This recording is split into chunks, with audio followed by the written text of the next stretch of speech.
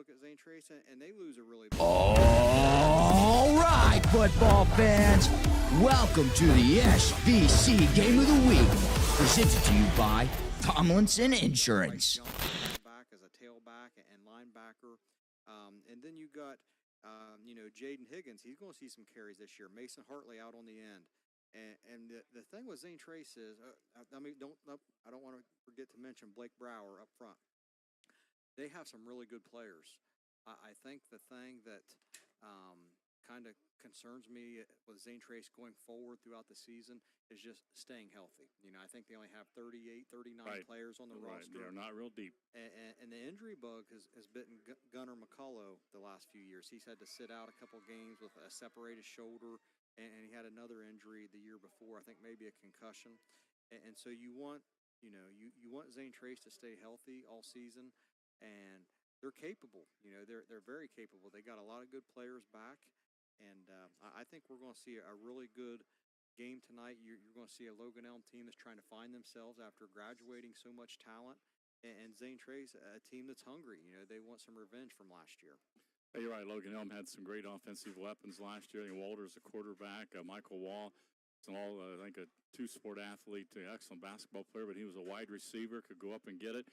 I think it was Michael Bach, if I'm not mistaken, their running back, and I didn't see him play football. Saw him run track. He can motor. Yes, he can. And but that's high school football, and you're right. It's a lot of yardage going, but a lot of these guys are ready to step up. Several of these guys played last year, not maybe in the same positions. So we shall see. And that's kind of the same scouting report on Zane Trace's. You know what? We've had some bad luck injury-wise, and this year I don't know how that will go. The other thing we talked a lot about last night was cool and cloudy. Tonight it's a little bit warmer, right in the bright sunshine, and you got maybe teams will probably not real deep, to start out that season. So we'll see how the Heat and get guys running in and out, how that plays in tonight's game. Glad to have you along our game tonight. Once again, brought to you by Tomlinson Insurance, your local McDonald's restaurants, Ross County Banking Center, Chillicothe Signs and Screen Printing, Greenwald Lawn and Landscape, The Lunchbox, Rec Creations, Kingston National Bank, just down the road, and Monroe's Collision. We will have a Monroe's Collision on the night tonight, or we'll pick out someone that gets a nice hit, and they will be our Monroe's Collision of the game, and we got a T-shirt already for them. So we will do that tonight, as it will every Friday night in our coverage of the SVC. Let's take a quick time out. You're listening to the Tomlinson Insurance SVC Game of the Week right here on WXIZ. Back, and we'll take a look at some more starters on the Logan Elm side after this. Looking for a job that helps with your life? Your local McDonald's is now hiring. Join a team that's all about flexibility, growth, and a fun, fast-paced work environment. At McDonald's, we're more than just burgers. We're part of the community. From supported local events to helping neighbors in need, we're proud to give back. Apply today at your local Chillicothe or Waverly McDonald's or McHire.com. We'd love to have you on the team. Ba-dum-bum-bum-bum. I'm loving it. At Tomlinson Insurance, we've been protecting families, farms, and businesses since 1853. From auto, home, farm, life, or health, we tailor coverage that fits your world with multiple carriers to meet your insurance needs. Real people, real service, local agents who can answer the phone and care when it matters most. Tomlinson Insurance. Let our history be your future. Call or stop by today. Integrity. It's a small word with a big meaning, and it's one we hold dear at Ross County Banking Center. That means we work hard every day to do what's right, even when no one's looking. We treat people the way we want to be treated, volunteer in our communities, and keep a watchful eye to safeguard our customers. At Ross County Banking Center, we strive to do that better every day. Find more information on our website, vcnbfamily.bank, or visit one of our physical locations. Member FDIC. Stressed? Overstimulated? Smash it out at Recreations. Rec plates in our rage room, fling paint in the splatter zone, then strike a pose in the selfie studio. Chaos, creativity, and content. Let's get messy. Catch every play with Total Media Sports, your home for local high school athletics. From football and basketball to baseball, softball, and more, we bring you the action live. Total Media Sports, where local sports live.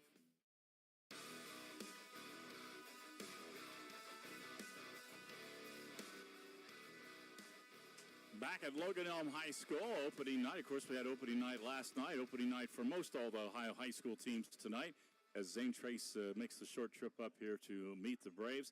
And before I talk about Logan Elm, you know, you were mentioning, we talked SVC, we had a lot of talk that Union looks awful good based on their performance last night. Zane Trace, certainly we talked a little bit about them. And they started, I was looking at the league schedule. Zane Trace starts right out. I think their first league game's with Piketon.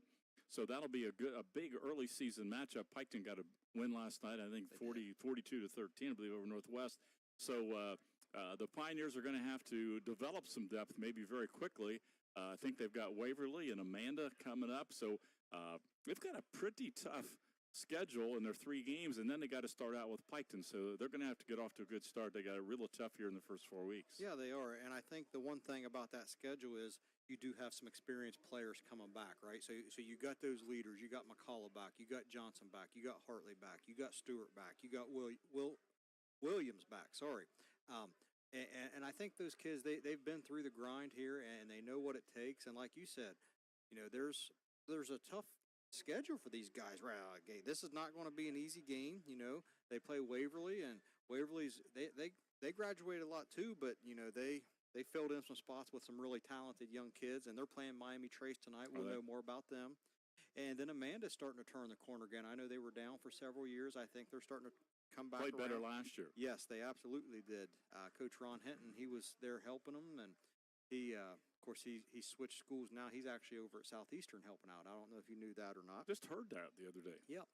And then you open up with Piketon and Huntington, and you know we talked about Huntington maybe being a sleeper, but you know I think one thing maybe Greg we could talk about here for a minute or two is you know recently the OHSAA they were allowing 16 teams to the playoffs per region, and they changed it this year. They dropped it all the way down to 12.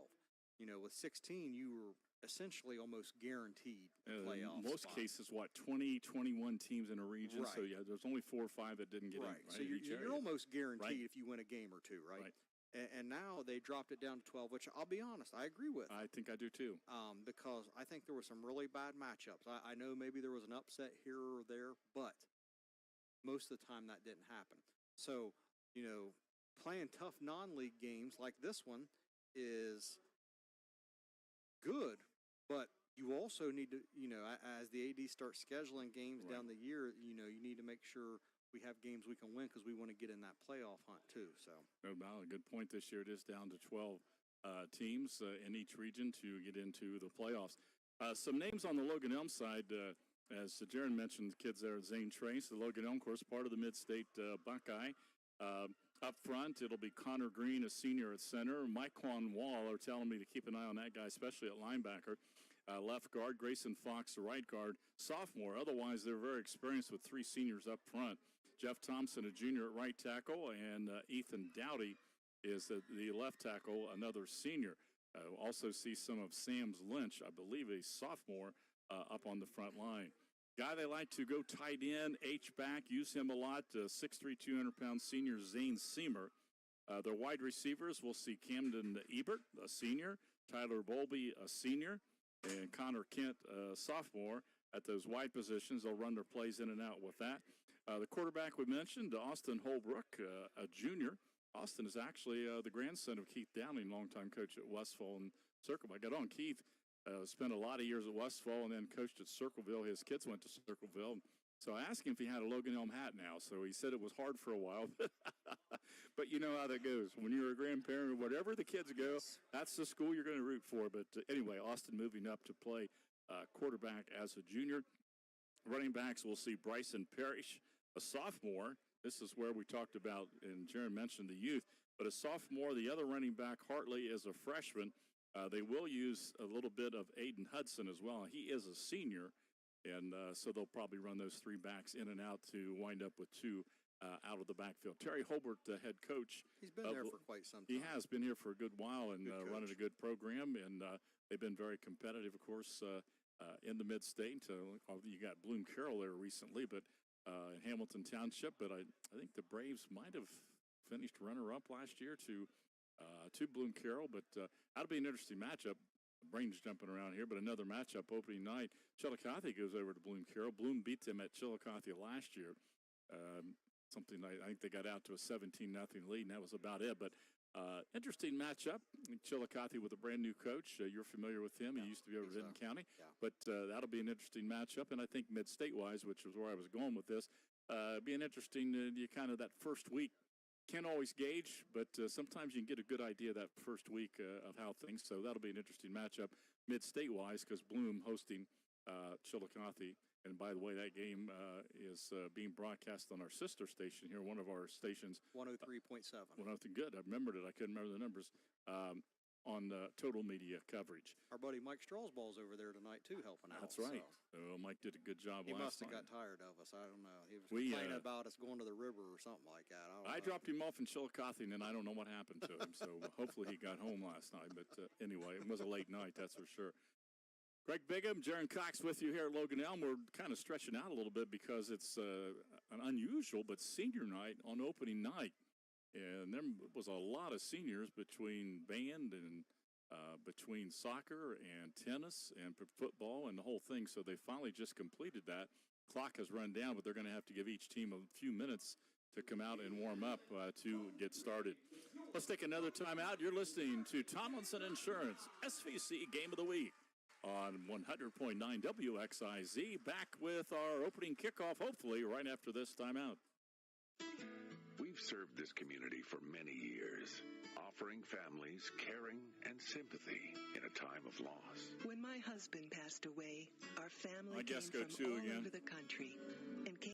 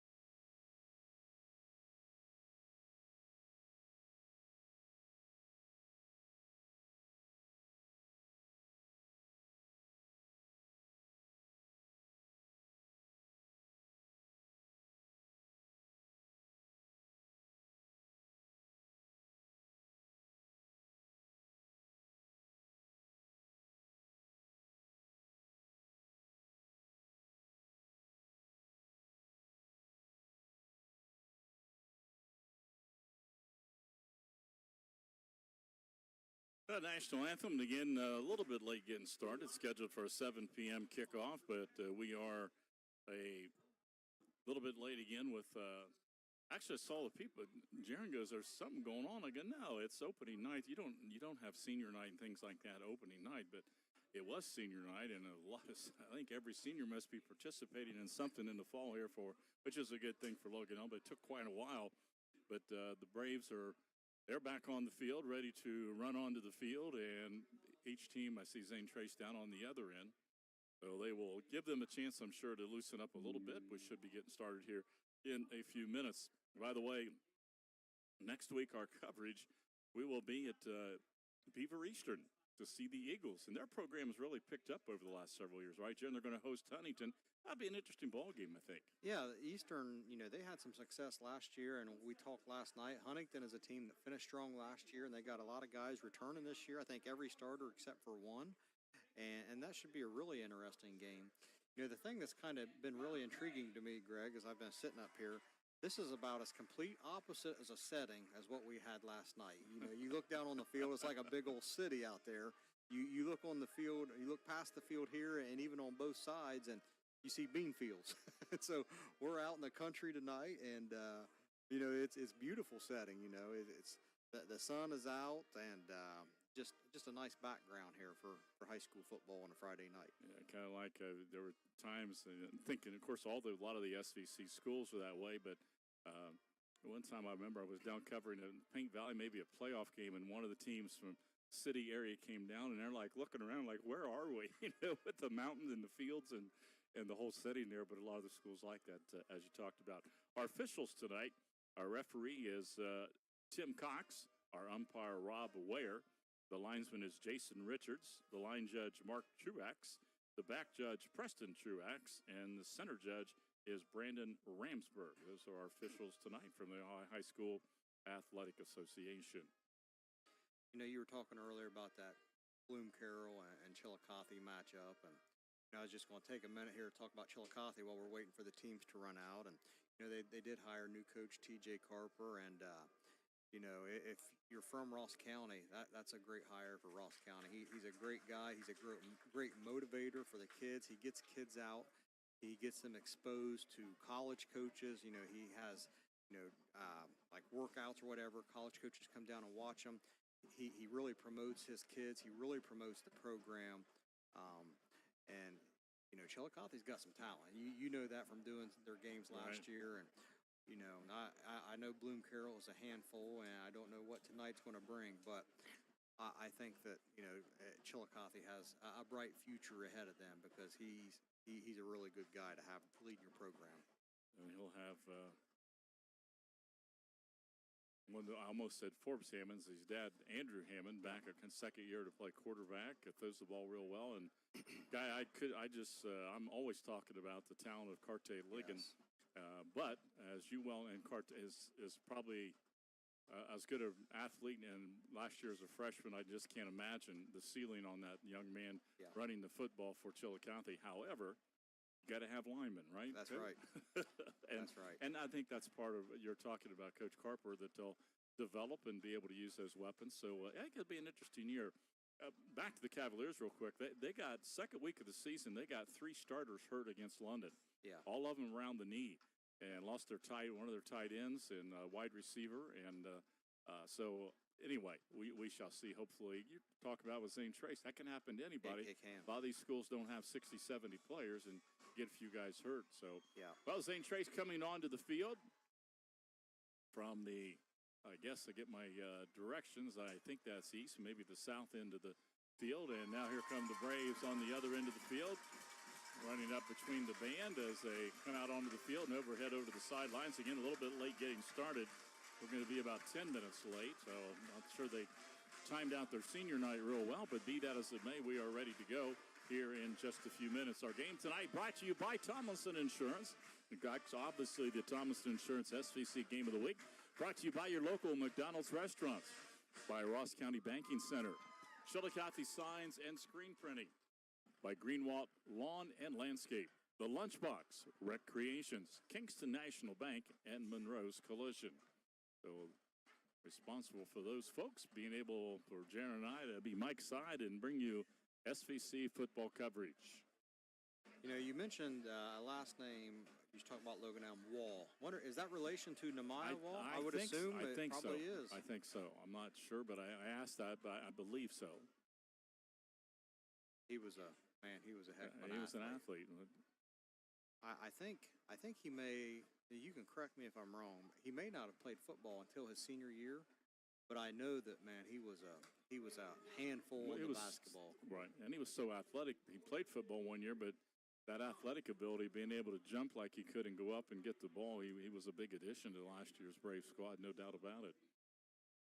I think Greg mentioned earlier, Logan Elm did win the toss and they deferred. Right. So Zane Trace is going to get the football first. They are lined up, and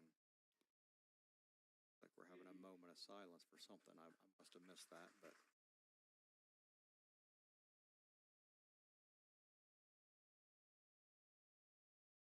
Looks like I thought we were ready, but Logan Elm, Zane Trace has been lined up to receive the football for a few moments, but they're ready to go. Looks like deep, we got number 20, Mason Hartley. You talked about him being one of the keys I would like to get the ball to, right, Jaron? Absolutely. I think he's probably going to be their featured wide receiver. You also got Jaden Higgins back there. He's also a tailback, a 6'180" senior. The official now coming over and saying, "Hey, Logan Elm, let's get out here and kick the ball here, folks." It's 10 after now. We're 15 minutes late getting started. Let's have a little bit of something going on here, so they'll move out. Looks like kicking the football will be number 24. That'll be Carson Bodecker. I think watching the warm-ups, maybe Carson is a straight-ahead kicker. He's a junior. Looks like he's a pretty tall boy. Yeah, he's 6'3". Wow, yeah. But we are set to go. Greg Bigham and Jaron Cox with you here from Logan Elm High School. Finally ready to go.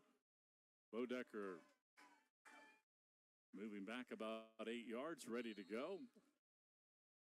Again, Hartley deep.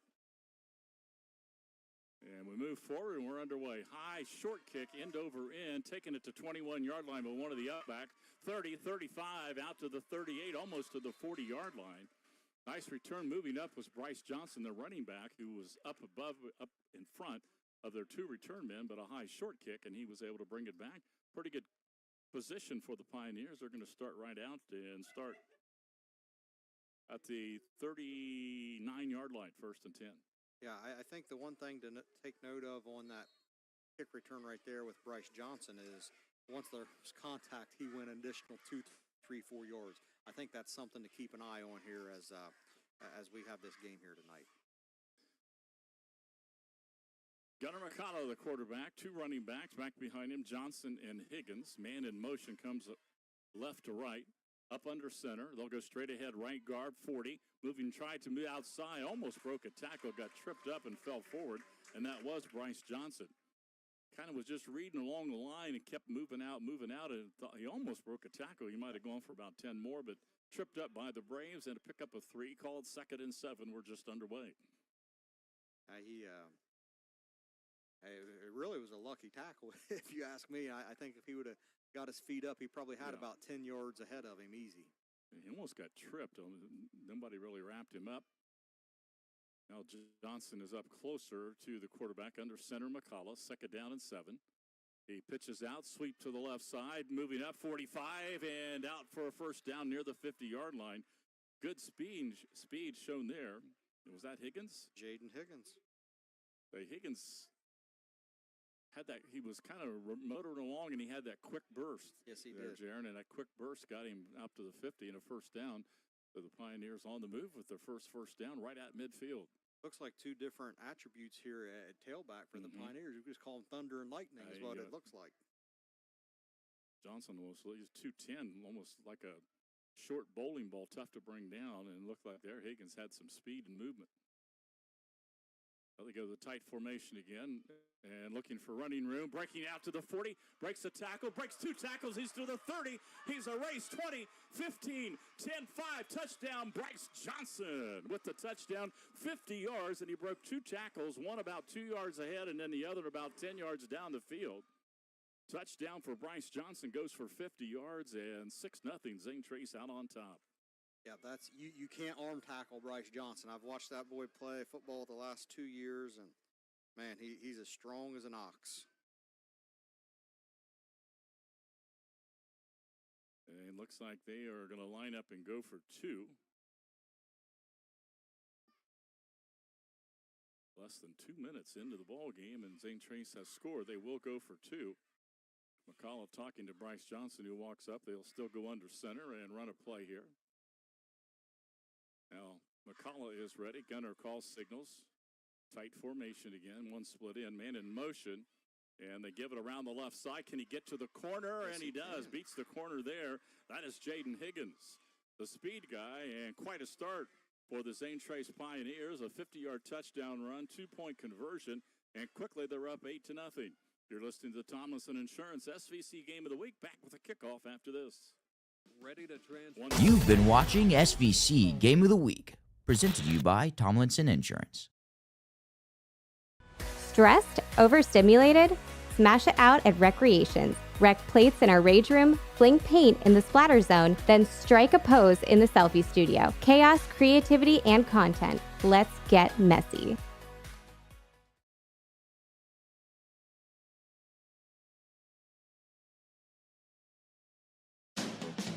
Looking for a job that works with your life? Your local McDonald's is now hiring. Join a team that's all about flexibility, growth, and a fun, fast-paced work environment. At McDonald's, we're more than just burgers. We're part of the community. From supported local events to helping neighbors in need, we're proud to give back. Apply today at your local Chill Coffee or Waverly McDonald's or makehire.com. We'd love to have you on the team. Ba-dum-bum-bum-bum. I'm loving it. You've been watching SVC Game of the Week, presented to you by Pioneers. They marched 61 yards and a 50-yard touchdown run by Bryce Johnson, and then his partner in the backfield, Jaden Higgins, ran it in for the 2-point conversion. Zane Trace will kick it off 8-0. Braves back, ready to return the kick, and one of those ready to return, I believe, is Aiden Hartley, the freshman. He will be starting at running back. Preston Lane. Preston Lane's kicking off. Okay. Lefty. Lane kicks it off. Can end over end kicks. Going to come up, bounce at the 15, picked up at the 12-yard line, headed to the left side, out to the 20. A little bit of running room and knocked out of bounds outside the 30-yard line. One of the coaches got taken down there as well for the Braves. I'm going to give a quick shout out here, Greg. Go for I'm it. playing double duty tonight. My daughter's playing a soccer game. She just scored her first goal of the season up in Upper Arlington, playing for Club Ohio off a corner kick. So give a quick shout out to her. All right. So. I think that might have been Bodecker on the return. Picked it up on the bounce. And had some nice speed out there. Yeah, he did. He got around the corner momentarily. So Logan Elm will begin outside their 30, right about to 32 for their first play. Holbrook will go in a pistol formation, run it himself to the left side, and he stopped immediately for almost no gain. That was Gunner McCullough right there. That's your quarterback. And, that's one of the things we're talking about, like, depth with Zane Trace. That's a great play right there. That's also your starting quarterback. And that kind of concerns you a little bit, taking some extra hits and stuff like that. Good penetration. The young man that you've mentioned to me a couple times tonight, Blake Brower, got in there quickly, too, one of the defensive linemen. Second down, let's call it 9. Holbrook able to pick up a yard. Still in that pistol formation, 2 running backs, and he will roll to the right to throw. Looking, lobs it downfield, and it is intercepted. Nice interception right there by Mason Hartley. He was in double coverage. And, Holbrook threw the ball up there, and Hartley, he's not a tall guy, just nice job getting his hands out there and catching the football. Austin got to outside the containment. He was looking, had a man, but the safety was coming over, and the corner was in front, and he just couldn't quite get it dropped in, although, as Jaron said, that was a great interception. It wasn't like it was thrown right to him. He went up and pulled it down. 42-yard line, Zane Trace will start their second possession. Started their first one at the 39. Did not take them long to score as they ran the ball very well. They'll stay under center with McCullough, the quarterback. Gunner calls signals. They go with an I formation this time. Second man through and out to the 45. Pick up about 3. Higgins on the carry. First time they've gone with an I formation, Jaron. The other times they had a split backfield. Yeah. You know, the one thing that I kind of like what I'm seeing from Zane Trace, we talked about this with Portsmouth last night. Zane Trace is going under center. You know, you're not taking that risk of a bad snap. You know, just get under center, get it to the quarterback, turn around and hand it off. And, you know, that's what Zane Trace football has been for years and years and years. And, you know, I think that's a good thing for Zane Trace. Let's call it second and a short 7. They'll go back to the split backfield. And as Jaron just said, they'll stay under center with McCullough. He will give to the second man through to the 50, running room. He breaks a tackle to the 45, breaks another tackle, 40, 35, 30. They can't get him down, and he's all the way down to the 22-yard line. And what was it you said a moment ago? You cannot arm tackle him. Okay, there you go. You cannot arm tackle him.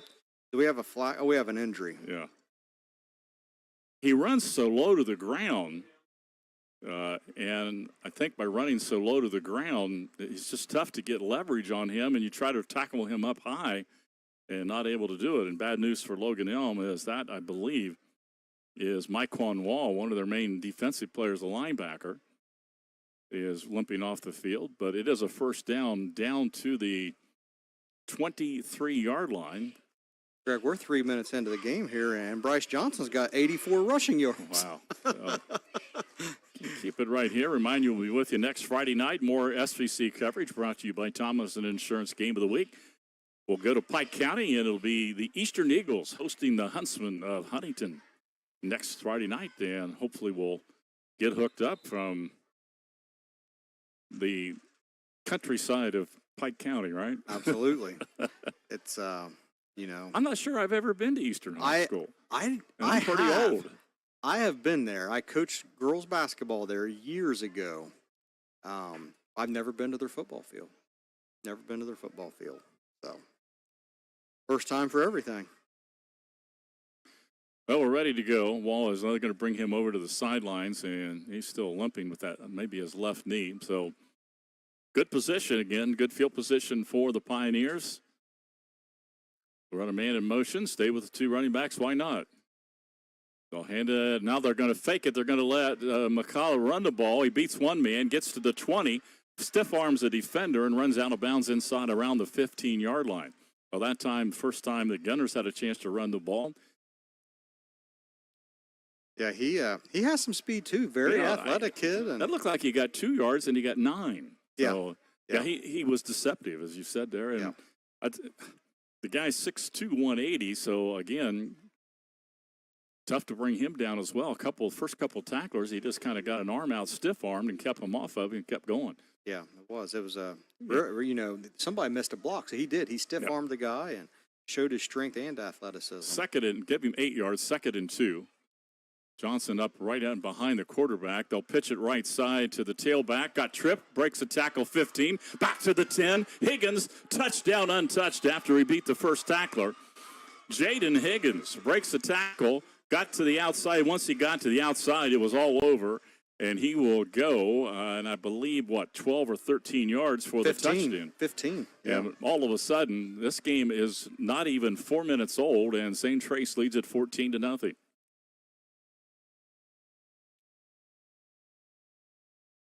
And I think a bit of a surprise. Yeah, I would say so. So 8:41 on the clock left in the first quarter. Zane Trace again will not kick the extra point. They'll go for 2. They'll go under center again with their quarterback, Gunnar McCullough. Same running backs. Fake. McCullough almost tripped. Got him in Wall by himself, and he catches it for the 2-point conversion. We do have a flag. 2-point conversion, but a flag. McCullough almost underthrew it. That was an excellent catch. Lucas Euler. By Lucas Euler.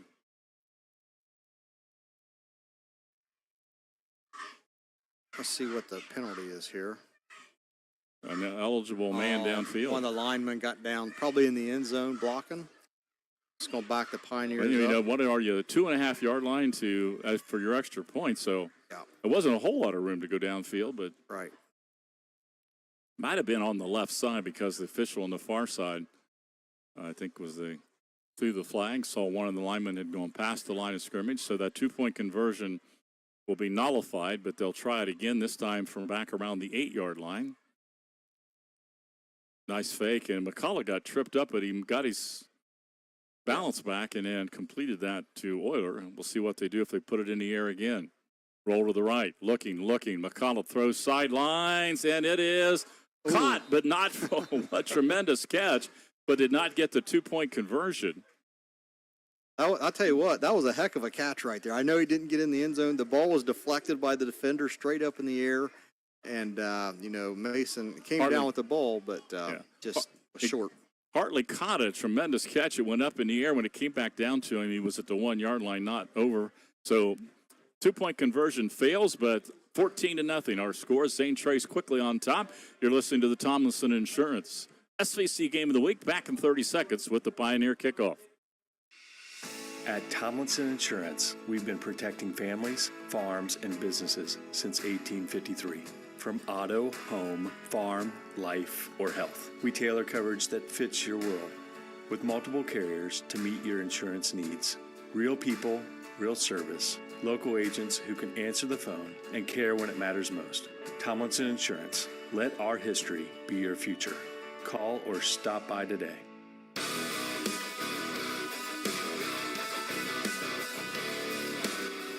Greg Bigham, Jaron Cox back with you. Here on the home of SVC coverage, 100.9 WXIZ, Hank FM. It's a big drive for Logan Elm right here, Greg, early in the game. Is. Yeah, you're right. You cannot afford. It's just big play after big play for Zane Trace right now. They will kick it off. Good news, though, Wall, who we said was injured, is back on the sidelines and now running, so maybe the injury not as serious as it first looked. They did not want to lose him. Left-footed kicker down, and that's going to bounce again. Bounce it to 15, bounce it to 13. Picked up there by the Braves. Pretty good return out across the 25 to the 27. Mason Hartley had a pretty big hit on him right there. Pretty good hit, I should say. Not necessarily a big hit, but, wrapped him around the legs. And, I mentioned a minute ago, but this is a really big drive for Logan Elm because they're showing no signs of stopping Zane Trace on offense right now. So they've got to figure something out on offense. If nothing else, just get a couple first downs and give their defense a breather. Connor Kent returned that kickoff for the Braves. Holbrook back at quarterback. They'll run it around the left side. 27. Oh, big hit. Wow. That might be our first nominee right there. Gunnar McCullough, that is. That could be a Monroe's Collision hit of the game. Coming around the left side. Was that Hartley on the carry? It was Hartley, and he'll come out, the freshman. And Gunnar McCullough says, welcome to varsity football. Yeah, the quarterback, first nominee, big hit of the game. So there you go. I think he even slowed up, and he still knocked him 2 feet in the air out of bounds. He did. He's a strong kid. He is very strong. Back with the pistol formation. Holbrook will keep it himself. Off the right side, got a little bit of running room. Caught from behind as he was in some heavy traffic, but he has a positive yardage there. Pick up a 3 or 4. It's going to put Logan Elm in a good position here at the 34-yard line. Yeah. And it'll put them at 3rd and 3. Well, we're going to mark it almost at the 35. So call it 3rd and a long 2. Yeah, this is a really big play. I know I just mentioned it, but gosh, they got to, sustain a drive a little bit here. And I like that pistol formation, fake handoff, quarterback read right there by Logan Elm. 2 running backs back with Holbrook. Again in the pistol. Trying to draw Zane Trace off sides. Now they'll look to the sidelines and get the call. Parrish is on his right. Aiden Hudson on his left. And now got a full start. Everybody moved but the center, it looked like. That's going to go, I believe, against Logan Elm. Illegal procedure. That hurts because you were at 3rd and short, and now instead of 3rd and long 2, you're going to have 3rd and a solid 7 for the Braves. The good news for us, Greg, is that's the first penalty of the game. Unlike last night. Unlike last night, we'd have had about 6 or 7 already. 7:45 to play. If you're just joining us in the first quarter, Zane Trace out in front, 14-0. Had the ball twice and scored 2 touchdowns. The running game has been almost unstoppable so far. Big play is, again, kind of beating a dead horse, but it is a big play for the Braves. Rolling to his right, Holbrook. Now he's going to try to run with it. He's going to cut back to the backside. Still running with it out to the 30 and caught again by his fellow quarterback, Gunnar McCullough, ran him down. Looked for a moment like Austin had some running room as he reversed his field, but it got closed very quickly, and McCullough showed great speed for the big guy. brings him down at the 30, and will wind up being almost a no gain after a scramble by Holbrook and bring up 4th down for the Braves, and they're going to be forced to punt the football.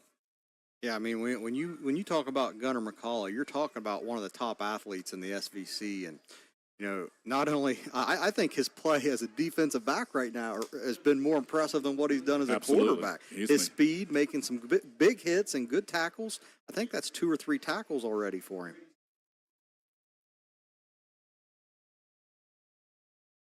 So the Braves set to punt, getting their line up. Good snap. And the kick is blocked. Back to the 15, down around the 10, picked up by Zane Trace, and they score a touchdown. Wow. And it's the same dynamic duo. Higgins blocked it. Johnson picked it up and scored on the block punt touchdown. And all of a sudden, midway through the first quarter, Zane Trace 20-0 over Logan Elm. Wow. Man, nothing is going right for the Braves right now. Nothing is going right for the Braves. Good night. The punt went backwards, but Johnson did such a great job of scooping and scoring. That'll be his second touchdown. And Higgins was the guy who got through. I think almost was untouched to block it, and they'll go for 2 again. Yeah, and it really looked like Higgins came right through the middle, Greg. Absolutely. It's not like he came from the end or whatever. And my gosh, all Zane Trace early in this game. Well, they go for 2 again. I'm not choosing. Obviously, they're not going to kick extra points, it doesn't look like. Go to an I formation, run a man in motion. McCullough will pitch it left side. Higgins around the left side, and he can walk in, but now a late flag. I'm going to assume that's a holding that comes from, I think, is that the center that actually moved back behind the offensive line now? Or behind the quarterback? Logan Elm got a break there because Higgins ran around the left side, and nobody got within 3 yards of him. He ran it in very easy. That looked like a silly hold because he was walking. They didn't need to hold. They broke. Higgins broke containment so quickly on a quick pitch. He didn't need a block, but just as he was going into the end zone, the back official saw from behind, saw somebody had a hold of a jersey there in the holding. So now Zane Trace again. They've first time converted. The second time they got a penalty and then did not convert. So they'll have to try to convert this time from further out from the 12-yard line on the 2-point conversion. Gunnar McCullough, now he is back in a pistol formation, rolls to his right, looking. They throw a screen pass to the left side, breaking a tackle and into the end zone. Boy, what a well-conceived play that was. It was. They put 2 or 3 receivers on the right, kept Stewart over there all by himself, and Gunnar rolled to his right for just a second, threw it back to Stewart. Tackle goes out and puts the block on the cornerback, and Grady just kind of walks in the end zone. And 22. Zane Trace looks really good right now, Greg. 22-0. And Zane Trace, we still have over 6 minutes to play in the first quarter. Let's take a quick timeout. You're listening to the Tomlinson Insurance SVC Game of the Week. Back You've to 30 been watching SVC Game of the Week, Integrity. presented to you by Tomlinson Insurance. Oh, my mower won't start. I know what to do. Take it to Matheny's Small Engine Repair, located on Savageville School Road in between Jackson and Chillicothe. Matheny's is now an official Encore dealer with both new commercial and residential models on display. They'll get you up mowing.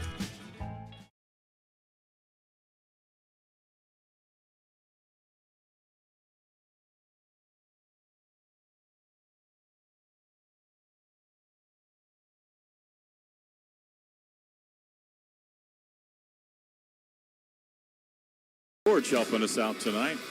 Appreciate that. Running the board back at the studios of Hank FM. Especially when you got this old guy that's worried about getting on the air with a lot of new ways to do it here with Hank FM. So appreciate the help back at the board tonight. Kickoff comes down to the Braves. I'll return it out to the 20, out to the 23-24, and good coverage by the Pioneers. And Logan Elm will begin pretty much the same position. They were out around the 28-29, last time around the 25, and this time about the same spot. I think they're going to be right at the 25 again to start their third possession. Yeah, Logan Elm's got to find something. I know I said that last drive. I think what's been successful for them so far has been the pistol formation, kind of like a quarterback read. It seems like when you get Holbrook out rolling around, not many good things are happening. I think keep it simple And let's try to go north and south right here if you're a Braves fan. Almost a midline option for him where he stays inside the tackles, looks for a hole. That's been their most successful plays. But they're going to spread it out a little bit more this time.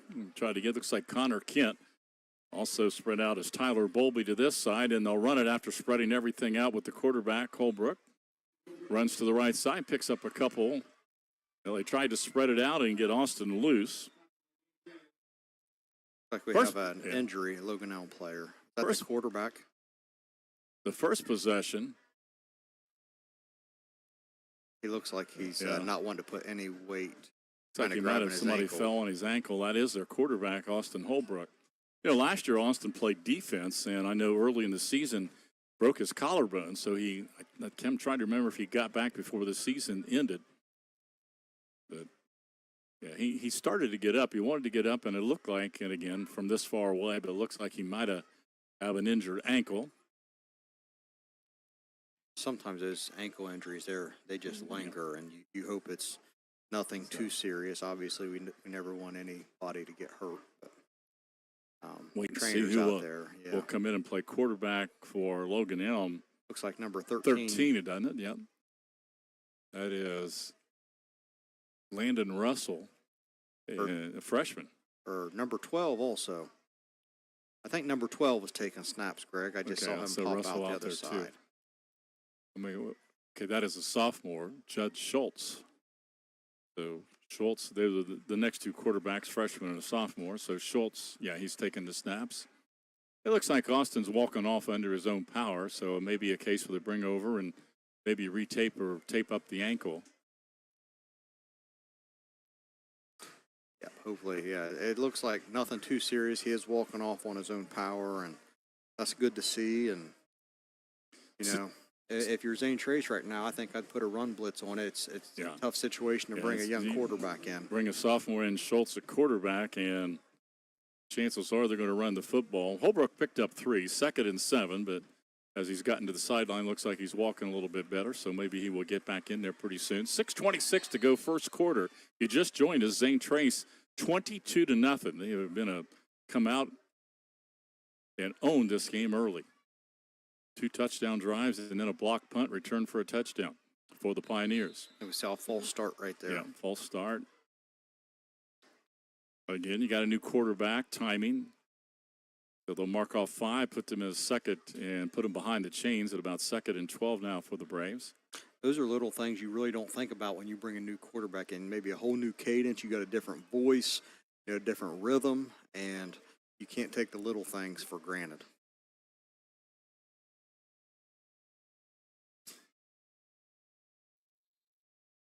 They'll back up to the line of scrimmage. Again, Schultz, now your quarterback, sophomore. They'll go with the 2 running backs on either side of him in the pistol. High snap, he'll hand it, run around the right side, and a little bit of running room. Picked up maybe 4 or 5 yards on the cut to the corner. Aiden Hartley, the freshman, who's very quick. Yeah, and he gets around the corner, and here comes Holbrook right back in. Yeah, a positive play only got 1 yard right there, but looked like he got more, but just 1 yard. And they'll bring up 3rd down and 10. They're right back at the original stick, 3rd and 10. Boy, Holbrook ran in and got out there, realized he didn't have the play, so he had to run back over to the coach. So evidently not that big a problem with his ankle, so he was right back in there. I'm pushing the play clock here. We're down to about 3 seconds right now. And almost had a man in motion. Holbrook wants to throw long down the left side. Got a man and incomplete. Good coverage. Actually, 2 guys in almost the same vicinity. Connor Kent was the closest to try to making the catch. They had Tyler Bowlby down there as well, but nice coverage. And it looked like the first guy to get a hand on it was Mason Hartley back there. And, punting again and. I got Logan Elm for 4 total yards of offense right now. And, if you're Zane Trace, why not try to go for another block? Yeah.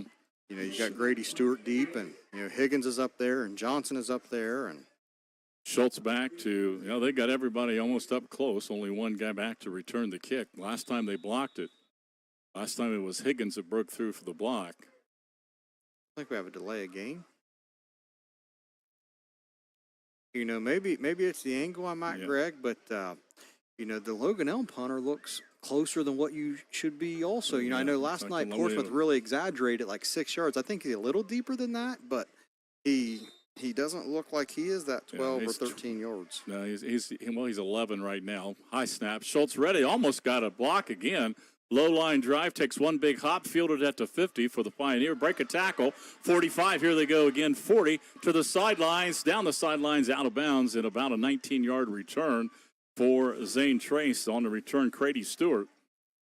And great field position, again, for Zane Trace. They've already scored 3 times in the first quarter, still almost 6 minutes to play, and they've got it again in good field position.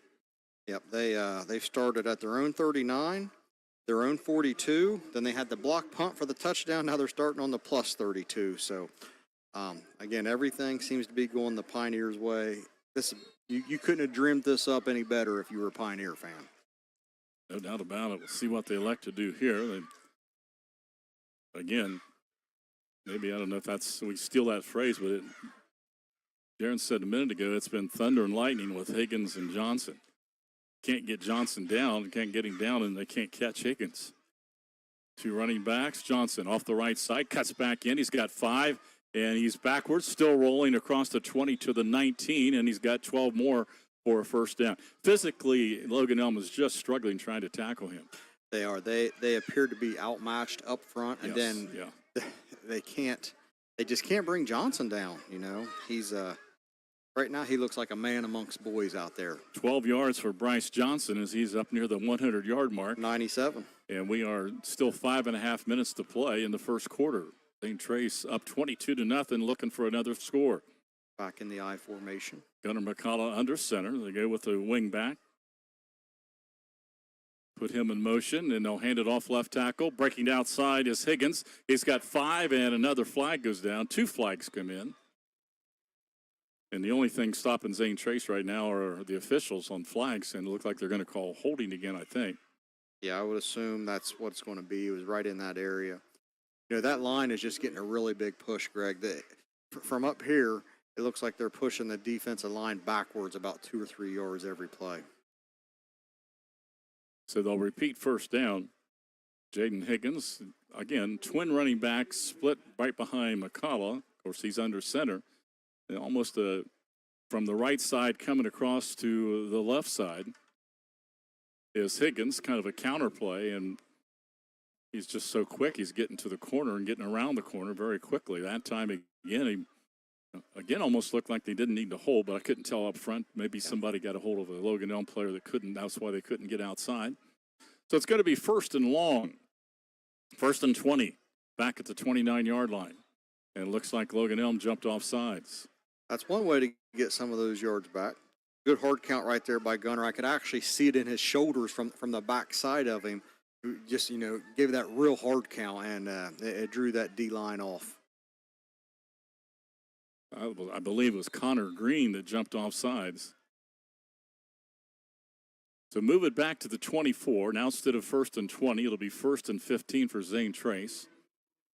They're going to start the clock again. 4:54 to play first quarter. If you just joined us, 22-0 Zane Trace. 2 quick touchdown drives and then a block punt. Return for a touchdown. And they're driving again. Fake, roll to the right. Looking for a man. He's got a man deep if he gets it to him. And what a catch. What a catch by number 20, and that is Mason Hartley. I don't know how he caught that. Actually, it was excellent defense by Logan Elm. It looked like Aiden Hudson was right there. He leaped to get a hand up, and the ball kind of got by him. I don't even know how, number 1, I'm not sure how Hartley saw the ball, but he was able to catch it. And another score for Zane Trace, 28-0. They'll go for 2 again. That was a 25, I believe. 24-yard touchdown pass from McCullough to Hartley, and like you said, Greg, just a great throw. That was a great catch. Yeah, great throw. That was a great throw. Catch. You know, McCullough's on the move, and it's never easy throwing on the move, and again, showing his athleticism, getting outside the pocket right there. They'll go for 2, up under center McCullough. They've scored every time, but penalties have killed them on 2-point conversions. Now they pitch it to the right side. It actually bounces, and Johnson, they messed up the pitch to Johnson, unable to do it, so they will not convert. the extra 2 points, but they will score another touchdown and 4:38 to play in the first quarter. Zane Trace, 28-0 over Logan Elm. We're listening to the Tomlinson Insurance SVC Game of the Week. Back in 30 seconds with the kickoff. At Tomlinson Insurance, we've been protecting families, farms, and businesses since 1853. From auto, home, farm, life, or health, we tailor coverage that fits your world with multiple carriers to meet your insurance needs. Real people, real service, local agents who can answer the phone and care. It takes determination to create a successful business. It's never easy, but always worth it. It takes making a leap of faith. It takes patience and You've been watching SVC Game of the Week, presented to you by Tom. You mentioned Miami Trace playing Waverly. Yes, it should be a good matchup. Miami Trace finally seen the quarterback move on from over there, but they've still got a couple really good running backs. Trying to think, I remember I saw them play in the 8th grade. 8th graders at Miami Trace, and I think they are juniors now. But and again, that's part of that. Some kids maybe grow faster, right. But you don't. But those kids are juniors now. They were tremendous at Miami Trace. A lot of good athletes. That'll be an interesting matchup. You mentioned Waverly having to replace some people as well. Yeah. Circleville hosting Warren. And we talked earlier about Bloom Carroll hosting Chillicothe around the area here. Trying to get an update from our buddy Strasbourg. And taking the kick at the 12-yard line. Logan Elm will bring it all the way across the field and chase down at the 20. That was Hartley. Aiden Hartley, the freshman. Nice tackle by Levi Marshall right there. Tried to come all the way across the field. Tough to do on the kickoff to get all the way across and around the corner. So, again, not great field position. I think they're going to spot it at the 19. Logan Elm will go again. Logan Elm does not have a first down, correct? They do not have a first down. I have them for 4 total yards of offense right now. 151-4, obviously in favor of Zane Trace in total yardage.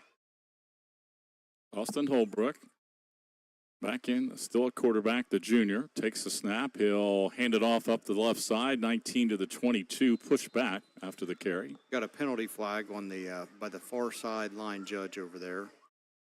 Probably somebody lined up. Illegal procedure against Logan Elm.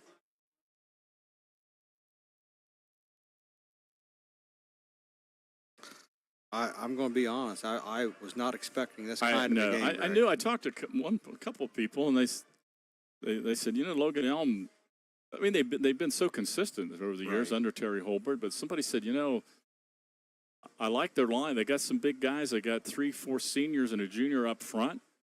But you mentioned the first thing. They're replacing a quarterback. They're replacing a running back, several wide receivers. So they told me they thought they might be a little young, and that has shown. They kind of got here not under the lights yet with the bright sun, but it's a big difference, and they've come out. But credit to Zane Trace. Zane Trace, I was in awe of Unioto, and I'm not sure how good Logan Elm at this point are not playing well. They're struggling a bit, but Zane Trace looks very talented. And Jaron hit the nail on the head. Their first 15 kids, I think, their catch is they're not as deep when they get past those 14 or 15 kids, so we shall see. But they got some athletes out there playing, including Gunnar McCullough playing both ways. 1st and 15. Holbrook wants to throws it into the right flat, boom. Grady Stewart just met him right as soon as he caught it. That could be another collision, Monroe's collision. Certainly read it very well. Parrish catch that, I believe. Yeah, it was, because he's coming out of the game. Bryson Parrish, sophomore. Thinking, man, he didn't even get it, caught it, and he didn't almost get turned around. Poor Stewart nailed him. They actually lost yardage on the pass play. Lost 3 right there, yes. So they're back to the 11-yard line, 2nd down.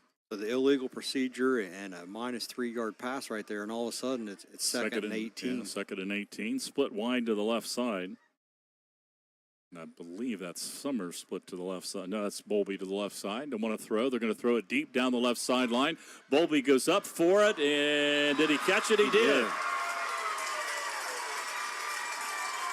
Nice catch right there. That was it kind of looked like he just took the ball right away from Mason Hartley. Yeah, Hartley had great position, but the ball was thrown high in the air. Bowlby, being taller, and Bowlby was able to go up over top and take it away from the defender, Hartley, and that's the first down for Logan Elm, and a big play. Brings them out all the way to the 46-yard line, 3:20 to play, first quarter. Logan Elm quickly back up on the ball. It'll help their confidence a little bit. They will run the ball to the left side. Not much running room for Bryson Parrish. Lucas Euler said that's enough. Lucas wrapped him up. Maybe no gain. And it'll be second down and 10. Still at the 46-yard line. Looks like Wall is coming back out. Not sure if it's injury related or not, but, you know, I think we need to give a shout out to the offense and defensive line of Zane Trace right now. You know, they're really controlling the line of scrimmage. Second and 10. Man in motion for the Braves. Holbrook, a low snap. Now he'll pitch it to the left side, trying to get around the left. Breaks a tackle. Picks up 4 yards. At a false start. Illegal procedure. Logan Elm able to pick up 4. Actually, the snap, nice job by Holbrook. It was a low snap. He was able to get it and still get it pitched off to his running back. But as Jaron just told you, I did not see the flag, but it is a legal procedure. We'll move it back to the 40. It'll repeat second down. Let's call it second and 15. And the clock now it's stopped right now, but they should start it again. 2:35. We are still in the first quarter. It was senior night, and there were 102,000 seniors introduced. We were 10 minutes late almost 15 minutes late getting started. Quick pass to the left side. That's going to lose yardage. Well read by the Pioneers. Quickly in there on that read was Peyton Arthurs. Nice play by Arthurs. It was a quick pass out to Connor Kent. Arthurs read it, came very quickly, and a completed pass will actually lose 3 yards. And now it's third and long. Clock moves to the 2-minute mark. 28-0 Zane Trace. Logan Elm moments ago picking up their first down on about a 25-yard pass play. I had it as a 35-yard pass play, and it was just really a streak right down the sideline, and they moved McCullough over on him this time. They're going to roll out. Now they're going to throw the ball back to the left to their running back, a screen. Fumble! And a fumble on the ground, and I think Zane Trace has it. They do. Number 77, Blake Brower picks it up. Hartley, nice call by Logan Elm. They ran a roll to the right, ran a screen back to the left. A little bit of running room. Hartley took off, gained about 5 or 6, got hit from behind and lost the ball.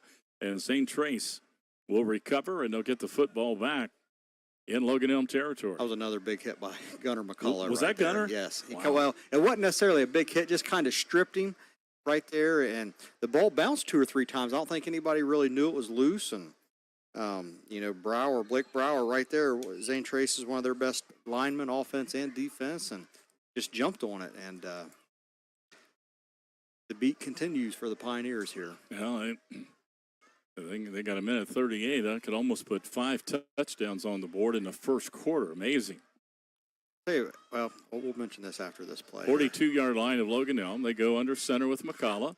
Hand it off. Second man through Higgins. He's got room. 35. Cuts back into 30. Breaks the tackle. 25. He lost the football. And was he down? And Logan Elm recovers. Higgins was off to the races again. Very close to, because if he was down, although part of that I think he might have lost it and dove forward. I couldn't tell if his knee was down. The official was right there. And that's the first turnover for Zane Trace. Logan Elm will get it right back after turning it over, and they'll have it back at their 20-yard line. You've been watching SBC Game of the Week, presented to you by Tomlinson start right Insurance. there for Logan Elm. Something maybe that they can kind of change the tune for him here a little bit. And, again, you're looking for some first downs, and, you got to give that defense a little bit of a rest. Right back. It was a gain there of about 20 yards. Yeah. They lost the fumble. Back to pass Holbrook. Looking. Throws to the right sidelines and complete. And good read, good catch, and a pickup of 7 or 8 yards. Is that Kent, I believe? I think that might have been Blake Summers. Was that 6 or 5 that made the catch? I think it was Kent. I could be wrong. I think 6 is over here on the sideline. I think I see him standing down there. Second down and short yardage. Good completion. Good first down play for the Braves. Back still obviously in the pistol, 2 running backs. They'll hand it coming around the left side. Not a lot of room, but going forward and close to a first down. Good forward movement by the running back there. That was Bryson Parrish, a little bigger running back at 180. And is it a first down? No, he's just shy of the 30. So he's going to be shy. It's going to be 3rd and 1. Looks like this will be the last play of the first quarter. Down to 30 seconds in the first quarter. 28-0 Zane Trace on top.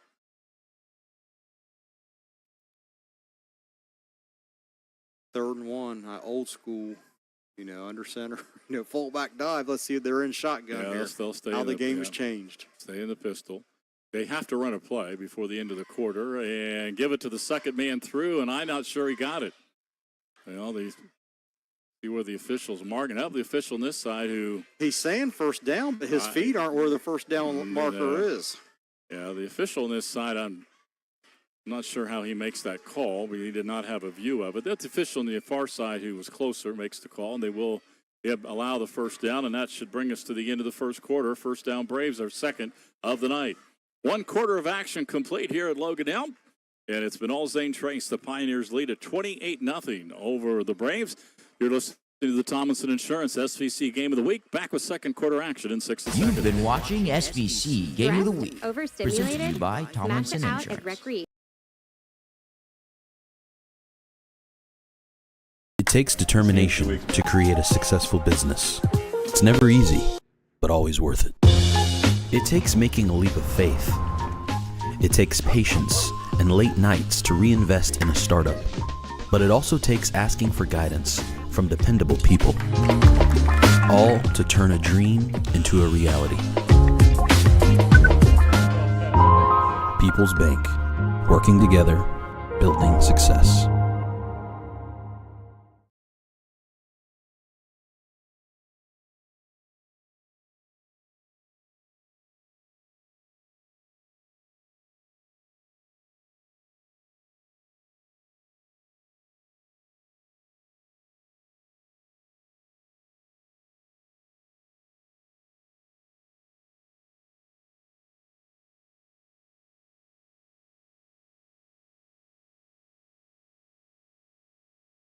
Christina Wolford tonight, Vanessa George helping us out by running the board and making it a little easier on the old guy here on our coverage here on Hank FM. 1st and 10 Braves at their own 30. We start the second quarter, 28-0 Zane Trace.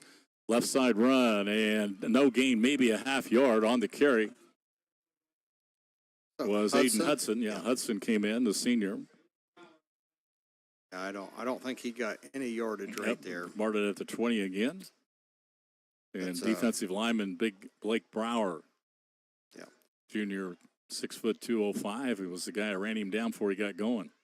I think the great pursuit. He went right down the line that time, Jaron. The thing that's boggling my mind right now, the ball, the first down was on the 30-yard line where they put the ball, and the first down marker on the other side was at the 30 and a half. But it is what it is. Yeah, I did not think they got the first down, but anyway, maybe. Second down. Holbrook looking to throw, throws over the middle, picked off at the 40. On the return is the Zane Trace to the 35, the 30, and drugged down from behind, almost a horse collar tackle. But on the interception, that's Mason Hartley again. That's his second interception tonight, Greg, and third turnover for the Braves. 2 interceptions and a fumble recovery. Or fumble, sorry. The Zane Trace, who turned it over on a fumble in Logan Elm territory, gets it back now. They're going to start this drive at the 27 of the Braves. Their starting field position has been fantastic. Unbelievable. A 27-yard line, plus 42, plus 32, their own 42, their own 39. You talk about Logan Elm, 3 turnovers. I didn't mention the block punt. That's Blake Brower, left tackle. They send Williams, I believe, in motion to tight end. They want to throw for it. They throw down the right sideline, and that's almost picked off. Good coverage, Logan Elm. They tried to throw it to the running back out of the backfield, Bryce Johnson, but there were a lot of red jerseys, and Gunner a little bit fortunate that didn't get intercepted. Yeah. So second down and 10, so Zane Trace has almost run at will, but it's opening night. They want to run some offense. They've ran a couple nice passes, particularly on extra points and down. I think their one touchdown was a pass. 24-yard pass to Hartley. That play call kind of surprised me. I'm not going to lie, but you got to maintain your balance. They'll run it this time back to Higgins, who fumbled his last time. He's got yardage across the 20, down around the 18. So he comes very close to picking up the 10 yards. I mean, I'll tell you, this game, I don't know what's going to happen. The score-wise, it gets out of hand. But Higgins and Johnson could both wind up with 100 yards. They absolutely could.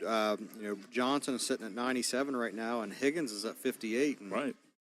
Higgins and especially Higgins, that run right there, he went 6 yards before even getting touched. And just a nice push by that Zane Trace offensive line up front. Same two in the backfield. McCullough under center, 3rd and short. And now Gunner will raise up, look over at the sideline, see what they want to run here. 3rd and short. And to the second man through. He's got the first down. He breaks into the secondary, breaks a tackle, 5 yards out, and touchdown again. Bryce Johnson. Touchdown number 3 for the junior Bryce Johnson. 1 on a block punt return, now 2 by run. And Zane Trace will continue to put it on the Braves, 34-0. And that touchdown run was, give it to me there, Jen. 18 yards, Bryce Johnson. He's he's just, again, but again, he's breaking all these tackles. He didn't have to right there. He didn't get touched. So the touchdown makes it 34-0. They'll go for 2 again.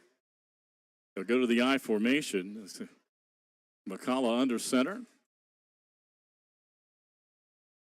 He'll hand to the second man through. Higgins pushes forward, pushing, and he got the 2-point conversion right off right guard.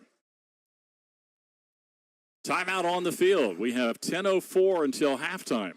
It's Zane Trace 36-0 over Logan Elm, and we'll be back with a kickoff. It's the Tomlinson Insurance SVC Game of the Week.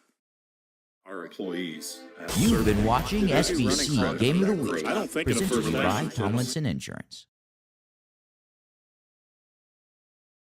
The Lunchbox and Chill Coffee, home of the famous pretzel sandwich. Enjoy all-day breakfast, fresh lemonade shake-ups, and a big menu for a small space. Visit us at 24 East Water Street or call 740-775-8624. Delivery, dine-in, and carry-out are available.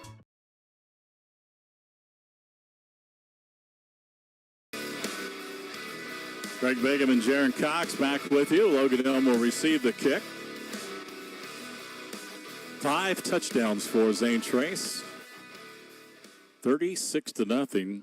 We were just talking about after 35-0, you have a running clock, but the running clock does not take effect until the second half. We had a running clock last night, so we still have 10 minutes to play until halftime. This might be one of those games that goes to 11 unless we get to a running clock. It lasts to 11. Short kick will hit at the 25, bounce twice till the Braves pick it up out to the 30, and they'll go down right away at the 30-yard line. So Logan Elm will start at their own 30, down 36-0, and it becomes tough here. You talked about this last night with Portsmouth, with Logan Elm. Again, a lot of guys in new positions, so you still want to run some stuff, hope you get better. Yeah. And right now you're trying to find your identity, right? And the difference the difference right now up front, Zane Trace's defensive front is really kind of dominating the Logan Elm front. It's tough for Logan Elm, especially in a pistol, handing off deep in their backfield for them to get much going. Yeah. Well, 1st and 10, they'll try it again. They'll hand it off right side and down for a loss. Is that Spencer Brower? Oh, man, he's an animal in there. Blake Brower. Right by the lineman and tackles his brother, Spencer. Yeah. Okay. His brother was just very good, too. Loss of 2 as he just broke through and then bear hugged the running back and brought him down right away for a loss of, let's call a loss of 1. Second down for the Braves. Clock moving at 9.5 minutes. We're still in the first half. I think right now I'm just kind of trying to scratch my head and figure out what can Logan Elm do offensively. They're not getting the run straight forward. They're not getting the runs to the outside. They've thrown 2 or 3 interceptions, 2 interceptions. Now on the run, Holbrook wants to run. He's going to scramble, and down at the 30, right near the original line of scrimmage on the scramble, brought down. So 3rd down and 10. You know, what can you do if you're Logan Elm to gain some yards? In that case, Austin he's played quarterback his whole, but in his first year as a varsity as a junior. But having thrown 2 interceptions, he was a little hesitant. I don't know if you got anybody open, but you become a little hesitant. You don't want to throw that 3rd interception. Took off running and got the yard back they lost. So it's 3rd and 10 now. Clock will run with 8:30 to play in the half. Holbrook takes the snap, looks, got 4 receivers, throws it over the middle and caught. Zane Seymour, 20-yard reception. So Seymour on the catch. They sent 4 receivers. Seymour got open in the middle, catches it out to 50. That's the first down for the Braves. Again, they trail 36-0, but now big first down there on 3rd and 10. That was a good read by Holbrook. Yes, it was. It was. That's exactly what they needed. Got 4 yards on this carry. Zane Trace trying to pull the ball out. Brower in there again. And Brower helped out, I believe, Hudson Williams, helping make the tackle. Pick up a 3 or 4. Let's give him 3. 2nd and 7. And one of the linemen coming out for Logan Elm, that is Jeff Thompson coming out holding his arm. And checking in is Sams Lynch, who we were told would play some tonight on the offensive line anyway. 2nd and 7, snap back, quick. Now they're going to run. Now they're going to throw deep again down the right side, and that one's overthrown. Again, defending is Mason Hartley. They're trying to go deep down the sideline. That time looking for Connor Kent, sophomore. When they were able to hit that play earlier, the streak by the receiver, they kind of went at Hartley. You know, Hartley, he's just, 5'8". So maybe they're trying to look for a height advantage out there. And, it's one of those things. It's about timing, and you have to fight to get the ball. And just kind of overthrew his receiver right there by about 4 or 5 yards.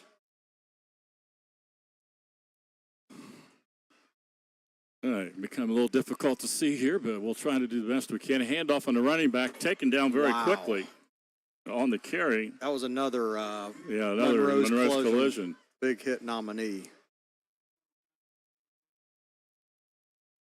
So down, it'll be 4th down, but in Zane Trace territory. It's going to be 4th and 5, assuming the Braves will go for it. There's still over 7 minutes remaining in the first half, 36-0.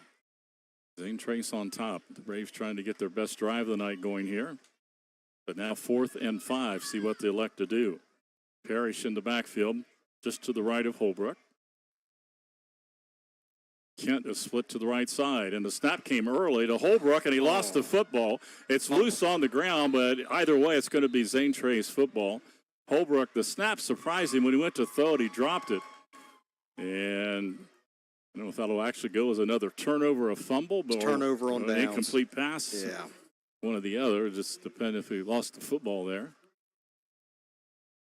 Yeah, it's 6:47 left to go here, and Zane Trace, again, starting with the football. Now, basically, the nose of it is right on the 50. They've already scored 5 times.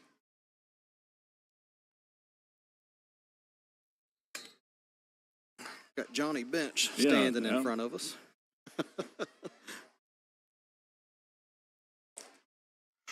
It'll be 1st and 10, Zane Trace.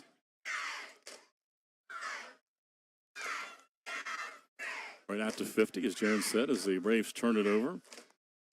Still under center, Gunnar McConnell, man in motion. They'll give it to the man in motion around the right side. Breaks out 50, 45, runs over a man at the 40, and a first down. Hudson Williams. Hudson Williams on the carry, and that's going to be a first down on a 10-yard carry down to the 40. It almost looked like Hudson was looking for somebody to hit on that. I feel like he might have been able to beat the guy to the outside. Yeah. But he just wanted some contact. Yeah, he just said, you know what, I'm not going to run around him. I'd rather run over him. He got 10 yards on the pickup, down to the 40. It's 1st and 10. What I was going to mention earlier, Greg, for this play, Zane Trace's center, Connor Smith, 5'8" and 160. That's pretty small for a center. That's not something you normally see very often. And in motion, they all hand to the second man through. Bryce Johnson, 5'6", pushing forward and about 6 yards down to the 34 off right guard, right tackle. You know, that's one of the better defensive plays Logan Elm has had against Johnson running the football for, probably almost a whole quarter, holding him to 6. But again, that push from the offensive line, he was untouched for the first 4 yards. And Logan Elm's D-line, they look tired. You know, the hands are on the hips. Man, they've been out there a lot. They have. The last couple of times the Braves have gotten a couple of first downs and kept the ball a little bit, but a lot of time out defensively for Logan Elm. 5:35 to play first half. 36-0 Zane Trace. They're down looking at 2nd and 4. Logan Elm looks like they want to blitz. McCullough wants to throw, and now he throws to the backside. Looks like they were trying to throw a backside screen, which is a good idea, but, they let those guys come through to set it up, and McCullough just didn't have the time to find Johnson right there. Looked like for a moment Lucas Oilo, the tight end, had a step on his man in the secondary. But I think you're right. I think Gunner the whole time was thinking that he was going to roll out and then look back to the backside, but he had a lot of pressure that time. 3rd down and 4 for the Pioneers. Clock stopped on the incomplete pass. Split backs. And let's see if they go back to the bread and butter of Johnson and Higgins here.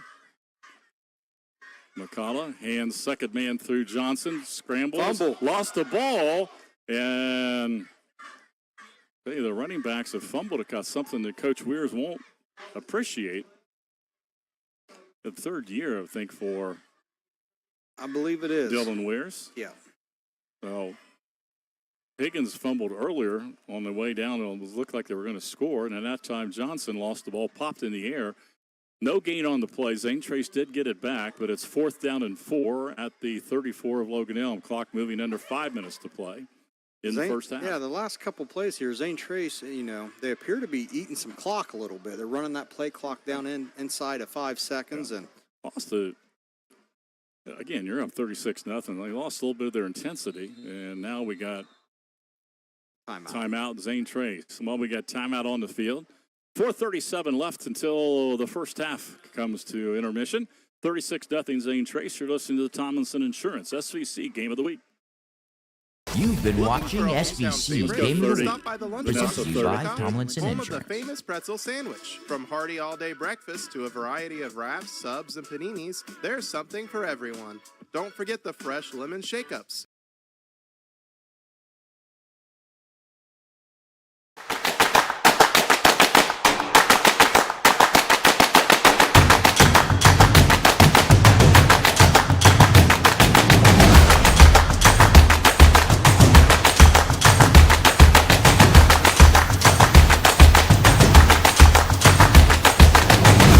Logan Elm tonight, opening night for high school football, other than a couple games, of course, last night. And last night, Unioto got off to a great start, 42-0 win. Piketon won big, I think 42-13. And Zane Trace off to a great start. They're up 36-0. And we are not even completed the first half. Right now, they have a 4th and 4 in Logan Elm territory. They'll go for it. Shotgun. McCullough fakes, going to run it himself straight ahead, and he's going to be shard of the first down. Nice job. In on the tackle. One of the first guys to come up was Aiden Hudson from his defensive back position. And McCullough is stopped just shy of the first down by about a yard, and Logan Elm's going to take over 1st and 10 at their own 31. Yeah, just try to show a little bit something different right there. The quarterback run. Gunner was successful with that play earlier, but a nice job by the defensive lineman, like you said, from Logan Elm, and, grabbed his legs, didn't let his legs keep churning, and, brought him down. So, big stop for the Braves. Up front, Grayson Fox, Connor Green back in at center for Logan Elm. They'll go back. They stay with the pistol. They'll hand it off on a run to the right side, trying to get around the end. Got a block, 35, and there's going to be 2 flags thrown, and I think we got a holding. Yeah. And the offensive backfield. Yeah. I think 2 guys were holding Brower. And Brower finally just threw his hands up, and, they've had a hard time blocking. They've had a hard time blocking Blake Brower tonight. He's had a really good game on the defensive end for the Pioneers. A good gain that time for the Braves. I think it was Hudson who carried, got around the corner, but I think one of the reasons he was able to get around because two Braves were holding on to Brower. So we'll go back to the 21. 10-yard mark off, stay first down. 1st and 20 for the Braves. Split receiver to the left, split receiver to the right. And they use a flanker right off the tight end of an H-back. Holbrook wants to throw, throws into the right flat. Parrish catches and got back about 8 of those 10 yards. We have a flag back by the quarterback. I wonder if we have a late hit maybe or something. Who caught that pass, Greg? The running back, Bryson Parrish. Okay. Yeah, looking at the Logan Elm sideline, so it was called roughing the passer. It would be the obvious. Yeah, it is. Personal foul. Foul roughing the passer. And they'll mark off the yardage after the catch.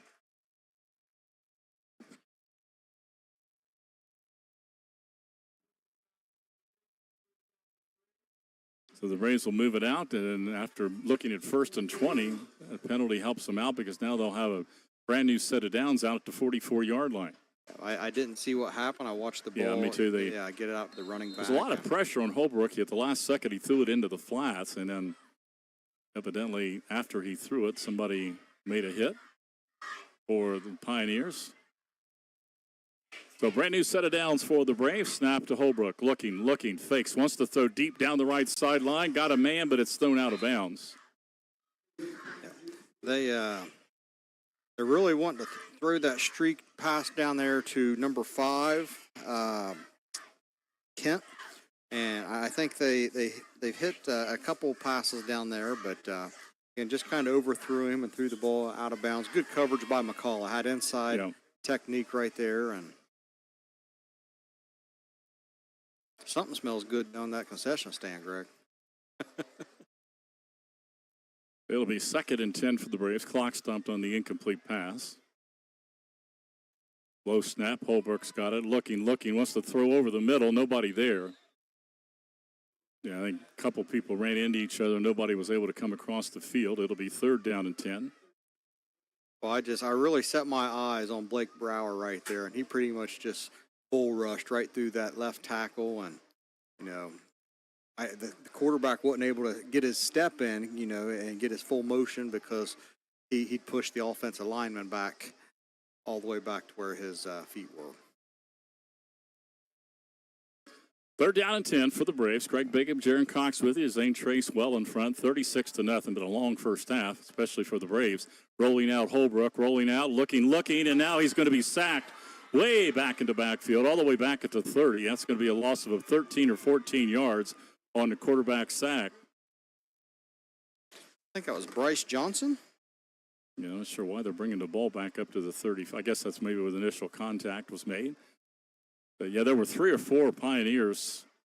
Holbrook was rolling to his left, tried to reverse his field and spin around, but when he spun around, there were a lot of white jersey coming at him, and he was taken down back at the 30. They mark it back at the 35, but where he went down, and now Logan Elm will punt the football, 3:15.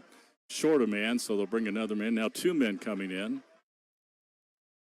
If they got enough guys in there, and now they're going to have to call timeout. The play clock ran out, so they'll call timeout to avoid a 5-yard penalty. 3:06 to play in the first half. Zane Trace was trying to double check. I think, at the end of the first quarter, it was 28-0. They've only scored once here in the second. It was an 18-yard run by Johnson. Yeah, Johnson with 3 touchdowns out of the 5. Yeah, they had the fumble, kind of broke up their, 4 touchdowns in a row, and then they had the turnover on the downs, the last possession, and it almost looks like they kind of are getting a little bit comfortable, getting a little bit loose with the football. I would agree, and I'm not. Yeah, you don't want to be opening game, and right. Hey, it's 36-0. The first quarter, though, Zane Trace looked tremendous. Right. And it's 36-0, and maybe I know they haven't substituted special people, but on the skill positions, but it looks like they've relaxed a little bit, I'd have to say. Not unusual. You're up 36-0, but their last two drives, they've made more mistakes than they made the rest of the time. But, again, they're still up by 36, so who am I to say? They'll punt the football. Logan Elm, a high snap, and it is blocked again. I think it was a high snap, and the punter was actually afraid it was going to get blocked. He just kind of kicked it. It looked like it hit off the end of his cleat. The end of his cleat. Ball down to third. Hudson Williams wound up on top of the football. So I don't know if it will actually go as a blocked punt, but things not going well for the Braves. And Zane Trace with 3 minutes. They got a chance to score again, up 36-0. Yeah, they've. If I was Coach Wares, I think that maybe in that huddle, let's shore some things up here. Let's go back and with thunder and lightning here, man. Yeah. See what can happen. Put a man in motion. Running to the left, McCullough fakes the pitch to the 30 to the 28, down to the 20, maybe 6 as he rolled over on top. Pick up a 3 or 4 for Gunnar McCullough. A different look right there. Looked like that was an option, and the DN chose to go with the running back Higgins, and McCullough kept the ball and picked up 3 yards right there. That's a great play according to Woody Hayes. Logan Elm putting a lot of. That time they had 4 linemen and 5 linemen. They had 9 people within 2 yards of the line of scrimmage. Figuring that Zane Trace is going to run the football here, up 36-0. Right now, one of the Braves tying his shoe, so we're ready to go again. Clock moves, 2:22, 2:21 left in the first half. McCullough under center on 2nd and 7. Hand it off, second man through. Higgins. Oh, the officials blew the whistle, and as soon as they blew the whistle, that ball popped out. A bad break for the Braves. Jaden Higgins looks so good, but he's not held on to the ball. That might be a problem down the road. The running backs, as good as they are, not held on to the ball well for Zane Trace. So no gain on the play. Higgins taken down. Good observation right there, Greg. Logan Elm has been loading up the box. Yeah, they're loading up the box now. And they've really stopped Zane Trace on the run these last 2 plays. And, it's 3rd down and 7. And, McCullough's shown he can throw the ball, but Zane Trace hadn't had to throw the ball really to this point. It's all been by their choice. Back to the I formation. McCullough pitches right side. Higgins cuts in on the 4. He's down to the 20. Higgins back to the outside, breaks a tackle to the 10. Another tackle broken at the goal line. Did he get in right at the pylon? And touchdown.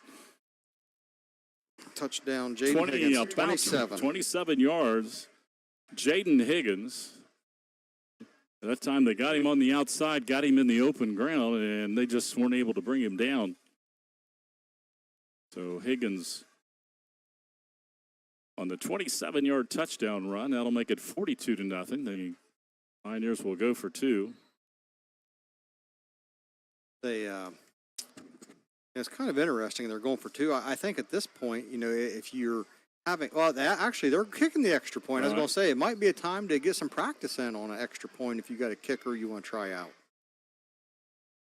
It'll be left-footed kicker. The ball is down. The kick is up, and maybe that's why they aren't kicking it. It didn't get 3 feet off the ground. Might have hit the center in the rear end, actually. Yeah, and I think that's when he kicks off. That's what it's been like, that low kick, right? It hadn't had the loft, the air underneath of it. Preston Lane is the kicker and not able to get it up in the air. So they tried it, see what happened. Did not get through the uprights, and timeout on the field. 1:20 now remaining in the first half, and it's 42-0 in favor of Zane Trace. Well, Unioto scored 42 last night, 42-0. Right now we got who picked these games, Greg? I think you did. I think this has been a close game historically, but boy, tonight it's been all Zane Trace. I think the interesting thing about the extra point and the kickoffs is Zane Trace has a soccer program, right? And so, as a kicker, you don't really have to practice football. You just practice your kicking, and I would think maybe they could talk a kid or two if they're struggling in the kicking game, because as I'm sitting here watching this game, kind of comparing Zane Trace to Unioto to what we saw last night, I think it's fair to say that's probably a distinct advantage Unioto if a game would come down to a situation like that. Definitely. Well, still 1:20, a long first half here tonight. We were late getting started because of senior night. They ran over about 15 minutes. And then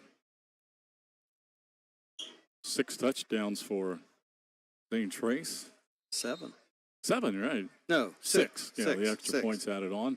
Little pooch kick will come down, bounce at the 28. It's on the ground, now picked up at the 30 and out to the 34.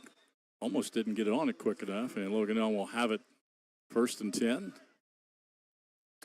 Total yardage so far in this game tonight, we got Zane Trace at 239 to 59 for Logan Elm. And I think, the starting field position really has been huge. This is as good a favor. position as they've had at the 33. Yes. But, yeah. But Logan Elm huddled up. Now they'll come out onto the field and bring the offense out, trailing 42-0 with 1:17 left in the first half. I would guess they'll just throw the ball, maybe take a chance here of getting it up in the air and come up with a big play down there, see if they can out-jump the defenders. Holbrook wants to throw. Throws to the sideline, got a man, and incomplete. Oh, that was Gunnar McCall. That's not a penalty. I'm sorry, folks. That's a guy, 40. I promised myself I wouldn't talk about it. I think it's something we signed that I wouldn't do, but Gunnar McCall came up and he did not hit the guy. No. The guy was on, trying to get to the ball. And what I always think, when you talk about officiating, the guy that was 15 yards behind the offense, and I guess anybody can make a call, but I didn't think that was a good call on Gunnar McCall. It'll go as a personal foul, but a little bit oopsie on that one. But it's 42-0. I'm sure Zane Trace. Actually, the Zane Trace crowd's all cheering, but right now they're all booing because it was over on their sideline. Yeah, that was a tough penalty right there, and it is what it is. And if you're a Zane Trace player, that's not something you can control. So you got to move on to the next play. They'll throw again. Throw to the sidelines. Now a fumble. Is it a fumble or an incomplete pass? Incomplete pass.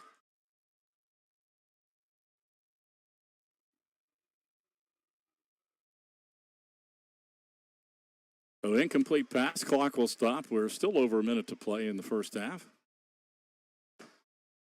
Logan Elm will come right back to the line of scrimmage now on 2nd and 10.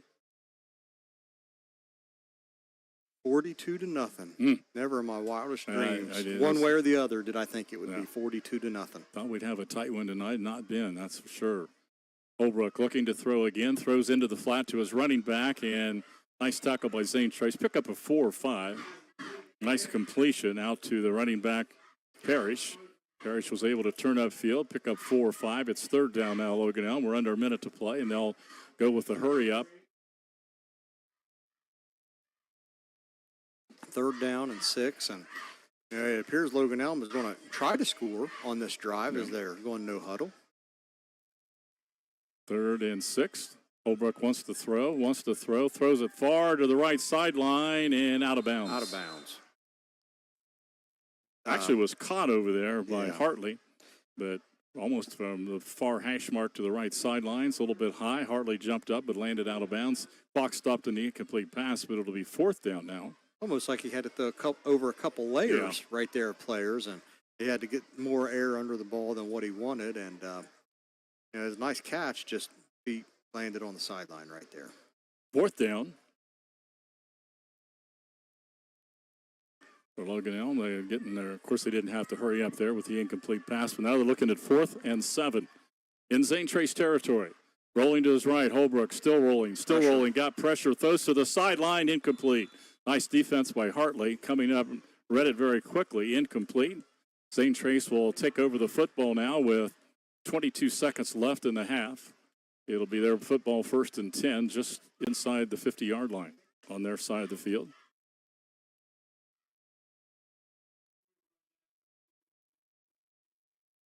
So 1st and 10, Zane Trace, 22 seconds.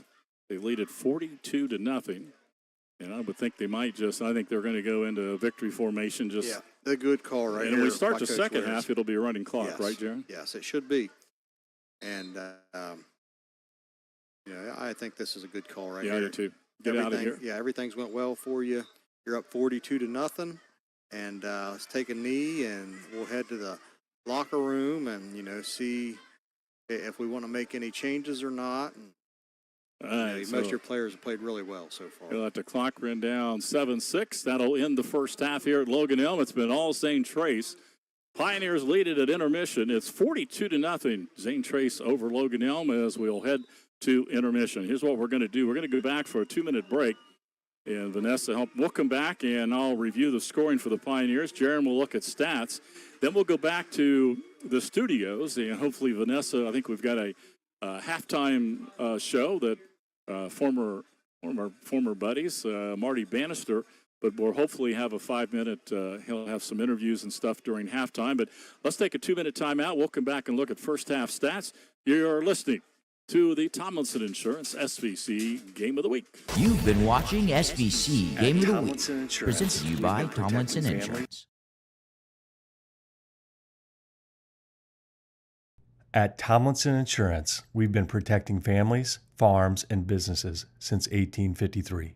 From auto, home, farm, life, or health, we tailor coverage that fits your world. With multiple carriers to meet your insurance needs. Real people, real service, local agents who can answer the phone and care when it matters most. Tomlinson Insurance. Let our history be your future. Call or stop by today. Lawn and Landscape. Greenwald Lawn and Landscape provides expert lawn care, landscaping, and snow removal services for year-round property maintenance. Call the experts at Greenwald, 740-701-6744. Greenwald Lawn and Landscape, a proud sponsor of SVC Sports. Stressed? Overstimulated? Smash it out at Recreations. Rec plates in our rage room, fling paint in the splatter zone, then strike a pose in the selfie studio. Chaos.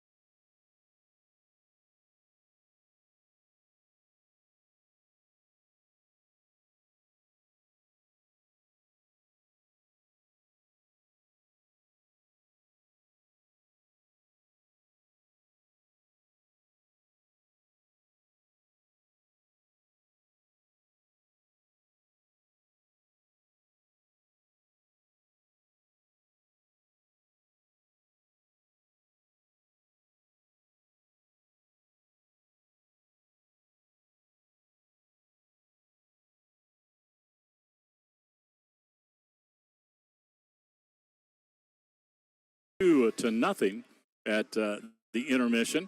Quick review of the scoring. It was all Zane Trace. Their first series, a 50-yard run by Bryce Johnson. There was still only a minute and a half past time-wise in the first half, and Bryce scored. Logan Elm had a hard time tackling a human bowling ball rolling down the field there. 8-0 after a 2-point conversion. Right back, and Zane Trace picked off an interception. And then it was Higgins on a 15-yard touchdown run. 14-0 with 8:40 to play first quarter. Logan Elm stopped 3 and out, punted. The punt was blocked. Johnson picked it up, ran it in on the block punt for a touchdown. Still 6:44 in the first half. There was an extra point, 2-point conversion on a pass to Stewart, 22-0 in favor of Zane Trace. Logan Elm 3 and out. Logan Elm come back. This time it was Gunnar McCullough with a 24-yard touchdown pass. Great catch by Mason Hartley in the corner of the end zone. 28-0 with 4.5 to play in the first quarter. Teams traded fumbles. First quarter ended 28-0. Two added touchdowns in the second quarter for Zane Trace. Johnson got his third of the night, an 18-yard touchdown run. 2-point conversion, 10 minutes till half, 36-0. And then late there with a minute 20, Higgins around the right side, 27-yard run for the touchdown, 42-0 at halftime. Jaron, I have a feeling the numbers are going to favor the Pioneers. They absolutely are. Had Zane Trace for 239 total yards of offense right there in the first half. Throwing the football, had Gunnar McCullough 1 for 3 for 24 yards and a touchdown pass to Mason Hartley. Mason Hartley, the only reception, obviously, 24 yards on that catch there in the first quarter. And running the ball for Zane Trace, 18 carries for 231 yards, averaging almost 13 yards per carry. right now they're being led by Bryce Johnson, 7 carries, 122 yards. I wish I knew how many of those were after contact. He's just been tough to tackle. And then his buddy Higgins over there right beside him, he has 7 carries for 85 yards. So a good first half for Jaden Higgins also. Those two have had a little trouble holding on to the football. I think Logan Elm only recovered one of the fumbles, but I think Higgins has fumbled twice and Johnson has fumbled once. Gunnar McCullough's had 3 carries for 14 yards, and Hudson Williams had 1 carry for 10 yards. That rounds out the Pioneers rushing. They had a fumble recovery. Bryce Johnson had a sack. A couple really big hits. Right now are 2 nominees for Monroe's big hit collision of the game would be Bryce Johnson and Gunnar McCullough. And you flip over to Logan Elm, and like I said, 77 total yards of offense. Most of those came in the second quarter. Passing the football, 7 of 17 so far for Austin Holbrook. 69 yards. He's thrown 2 interceptions, both to Mason Hartley. Running the football, 14 carries for 18 yards for Logan Elm. So they're not really having much success running the football right now. Parrish has 5 carries and 3 yards for him. The quarterback, Austin Holbrook, 4 carries, 11 yards. And Hudson has 3 carries for 2 yards. Hartley has 2 carries for 2 yards. Catching the football for the Braves, Kent has 2 receptions for 5 yards. Bowlby, 1 reception for 35 yards. Seamer, 1 reception for 20 yards. And Parrish, 3 receptions for 9 yards. So I think what's been the name of the game here in the first half has just been the Zane Trace defense. You know, we talked about their offense. Obviously, it looks great, scoring 42 points, but a big part of that is where Zane Trace has started with the football. You look at where they're getting the ball at, plus 30, 50, plus 27, plus 42, plus 32, minus 42, minus 39. So, you know, really great field position. Held Logan Elm to a couple 3-and-outs. They've had 2 interceptions. They've had a fumble recovery. And, you know, we talk about the 3 turnovers. The special teams for Zane Trace, the block punt and return for a touchdown, obviously is a huge play also. So, you know, all 3 facets of the game right now for Zane Trace have looked pretty good. 42-0, Pioneers on top. Couple quick scores at the half. Circleville 9, Warren 7. And also have a score. Valley leads Paint Valley. That's Lucasville Valley leads the Bearcats 14-0. And West Jeff leading Amanda Clear Creek 14-6. So all those games pretty close. A couple of scores that got texted into me. I appreciate that. Let's take another time out. You're listening to the Tomlinson Insurance SVC Game of the Week. All Zane Trace. We'll start the second half with a running clock. Right now, let's head back to the studios, and we'll have a halftime show. Vanessa will put on for us for about 5 or 6 minutes, and then Jared and I will be back and get this second half started after this timeout. At Tomlinson Insurance, we've been protecting families, farms, and businesses since 1853. From auto, home, farm, life, or health, we tailor coverage that fits your world with multiple carriers to meet your insurance needs. Real people, real service, local agents who can answer the phone and care when it matters most. Tomlinson Insurance. Let our history be your future. Call or stop by today. Welcome back to the intermission of the game you are listening to tonight on Total Media Sports. This is high school football tonight. I'm Marty Bannister. Of course, it's a busy time with fall sports underway all across the state of Ohio, and of course, football draws the majority of the attention. Earlier this week, I had a chance to sit down with the executive director of the OHSAA, Doug Ute, and get his thoughts on the start of the fall sports season and the changes that are coming to high school football in Ohio in 2025. Fall sports underway right now. Of course, football generates the most of the attention right now, Doug, but before we dive headfirst into football, it's been a successful start to the fall sports calendar. I know there's been some weather-related things because of the heat, but all in all, pretty good start this year, I think. Yeah, it is. It's always great to see kids back on campus and in high school, and the excitement that brings, and it's sports-related. That's who's back, and pretty much the month of August, and you mentioned the heat. That's what we're concerned about right now. With that heat index really can spike up there. So we're trying to communicate out to our schools, and they've done a really good job with it. But we had our preseason cross country invitational and we suspended that halfway through last Saturday just because of the heat, and we're going to err on the side of safety all the time, and so and it's going to get hotter, that, and so but yeah, it's been a great start, and again, there's always excitement. Those buildings, I thought this as a school administrator, these buildings are built for kids. When in July, when it's empty, you got to get those kids back, and so I've been to a few places, Marty, that the kids are back and they have a little bounce in their step. And, they can say what they want to, but they enjoy being back at school. And you can sense it in communities too, can't you? When you go and when you talk to other administrators, I know you had a central district meeting earlier in the week, but you can sense it among everybody, just that excitement level when fall sports starts. Absolutely. Because good communities, that school's a hub of and so that means Friday night football, and we hope it means coming out and support volleyball and soccer and golf, and those athletes West Jeff's up as well, the cheerleaders, those kind of things.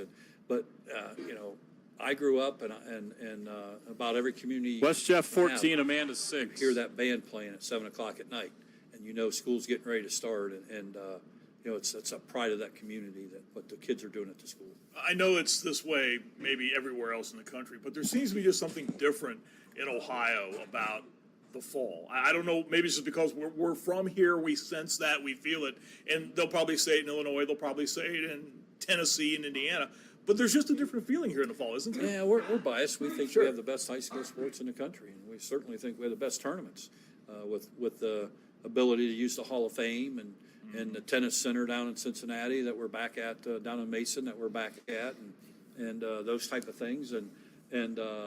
But yeah, I just think we, our state is set up that with the communities that, when the school, it's not just sports really, it's open house. You go to places. I was up in Archbold this week, and they had open house, and it looked like a rivalry basketball game going on in the parking lot. That many cars and people that way. So there's a lot of excitement, I think, generally just around going back to school, and you throw the sports into it, and it just it's a big shot in the arm too. Spending some time with Doug Youth, the executive director of the Ohio High School Athletic Association. Let's dive into football now, and of course everything fires up this week. There are games on Thursday, there are games on Friday, smattering around the state on Saturday. Of course, the biggest change this year of football, we go to the playoffs, the reduction of teams from 16 per region to 12.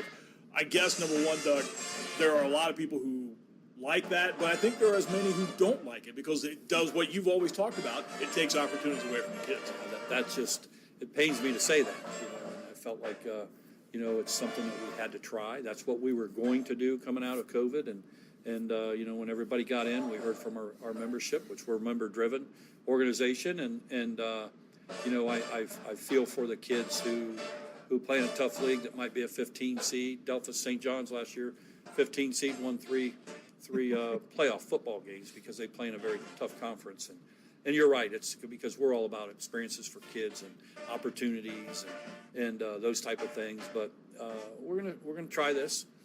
See how it goes, and another big change is the first 3 weeks are going to be hosted at the better seeded, and in theory, we'll see if it's in practice, but in theory, you have first 4 getting a bye that normally hosted 2 weeks, and so they'll get a chance to host those 2 weeks because it's a shot in the arm economically for a school, for booster clubs and different organizations that can make a couple $1,000 parking cars. And when you're helping the boosters make money, you're helping the athletic department because the booster clubs throw it right back into the kids. We invite you to stay with us. This is High School Football Tonight. We'll continue our conversation with OHSAA Executive Director Doug Youth after this timeout. This is Total Media Sports. Our employees certainly get the credit for that growth. The relationships that they build, people want to deal with people they can trust, they know, feel connected to.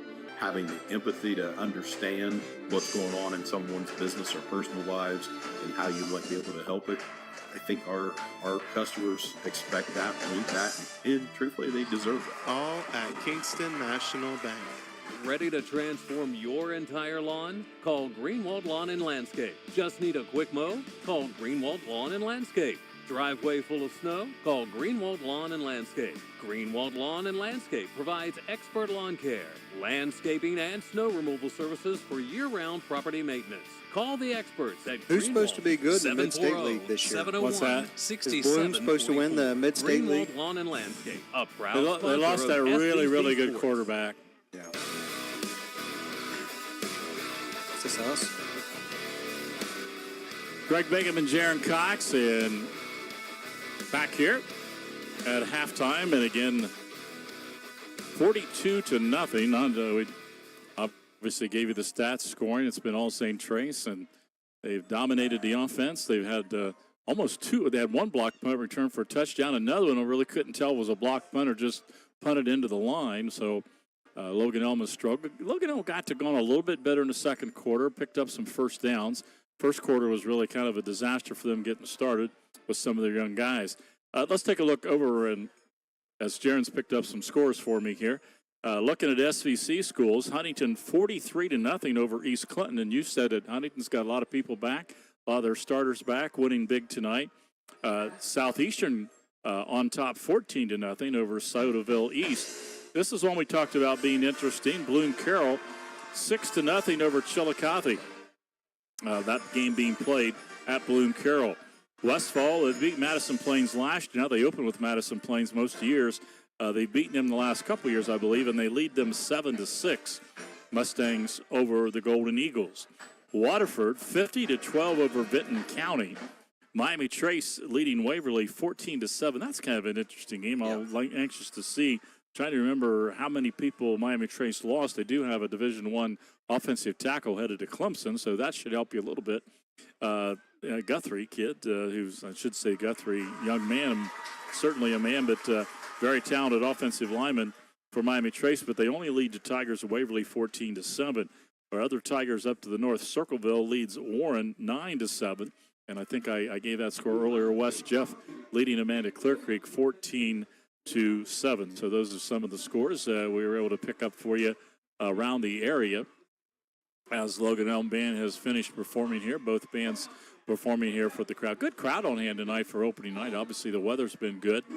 And again, if you're tuning in, you think, man, it's going on 9 o'clock, and these guys are only at halftime. But one of the things that happened, it was senior night, which was kind of unusual for having a senior night to opening night of the season. But with all the football band and all that, we got started late, almost 7:15, and then when you score 42 points and you kick off that many times and a lot of stops in the action, so it's taken a while to get that first half in the books here at Logan Elm. And again, those of you that don't follow football, you're listening in, and Jaron, you said, well, Jaron and Greg talking about what's a running clock. Pretty good rule. It's in basketball and in football. Jaron, I may get this wrong. You have to help me out. I know you know the basketball one. But in football, if you're up by 35 points or more in the second half, you have a running clock. Therefore, the clock does not stop if you run out of bounds. Incomplete pass does not stop. And it's meant to, in a game as this one is going so far, it's meant to speed the game up, not allow someone maybe to, for the game to go on forever for someone that's having a rough time. So basketball, it also only starts in the second half. And is that a 35 similar? 35-30, yes. Okay. It's an interesting rule, as far as speeding the game up, yeah, it definitely does that. There's no doubt about that. But, I was talking to a local coach there the other day about this rule, and they said they're not really a fan of it, because, we're talking about basketball. If you get up by so many points, well, you're trying to get more minutes for your younger kids, but the clock is running, so they're losing minutes, and your older kids are not getting the minutes that they're wanting to get. And, the world we live in today, it's all about stats, right? And so people, if you have a few exceptional players and, it's one of those things like, we'll just use Unyoda as an example. Last night, they basically sat out their starters the whole second half. And, that's 2 quarters of football that, if somebody's pushing for a record, or in basketball, maybe they're trying to hit 1,000 points or whatever, you're losing all that time. And, even the younger kids, yeah, they're getting in, they're getting to play, but the clock's not stopping for them either. So they're not getting as many reps as what maybe they would before. So it's just kind of an interesting take. Like, people like the running clock. Hey, it gets the game over with. Yes, it does. But you're also kind of taking away from the kids a little bit in their minutes also. Another guy I was talking to about this said, man, if this running clock was something going on when we were back in high school, I'd have told my center to miss some layups so we can play longer, But, it was just kind of interesting to hear, like, a different take on it. And, just like everything, there's always two sides to every story. But, it's a touchy situation. You never want to embarrass another team, right? You don't want to do that. I don't know what the answer is, but and I think generally people, but yeah, it does bring up those other points. And sometimes if in a game like that, you get a chance to play some of the reserves, and the game's got a whole different look to it. But you look at, there have been girls basketball games where it's 82-2 or something like that, and those games you need to get over. So the two sides, but they do have it. It'll be in effect here in the second half. As long as Zane Trace is up by 35 or more points, they're up by 42. So we should have a running clock here right off the bat going into the third quarter. Also, I believe that Logan Elm deferred, so they'll get the ball to start the second half when we get ready here. We're about 2 or 3 minutes away from our second half kickoff. It'll be interesting to see how Zane Trace approaches this because, we talked about maybe depth being a little bit of an issue, and obviously you don't want to get anybody hurt when you're up 42-0, but I think that the depth that they have, it's a lot of underclassmen, right? And so I don't know if maybe they start their defense and get a stop, just maybe to set the tone a little bit, and then maybe make some subs, or it'd just be interesting to see how Coach Weirs plays this out. Well, because we talked about they're not real deep, and I would guess the guys will play in the third quarter, seeing how things go maybe, and then certainly in the fourth quarter, I'm sure he'll try to get some other people into the ball game on the Zane Trace side. We are at halftime, close to starting the second half. At halftime, it's Zane Trace 42 and Logan Elm 0. We'll come back and we'll have that second half kickoff. You're listening to the Tomlinson Insurance SVC Game of the Week on WXIZ. You've been watching SVC Game of the Week, presented to you by Tomlinson Insurance. Is to honor Integrity. It's a small word with a big meaning, and it's one we hold dear at Ross County Banking Center. That means we work hard every day to do what's right, even when no one's looking. We treat people the way we want to be treated, volunteer in our communities, and keep a watchful eye to safeguard our customers. At Ross County Banking Center, we strive to do that better every day. Find more information on our website, vcnbfamily.bank, or visit one of our physical locations. Member FDIC.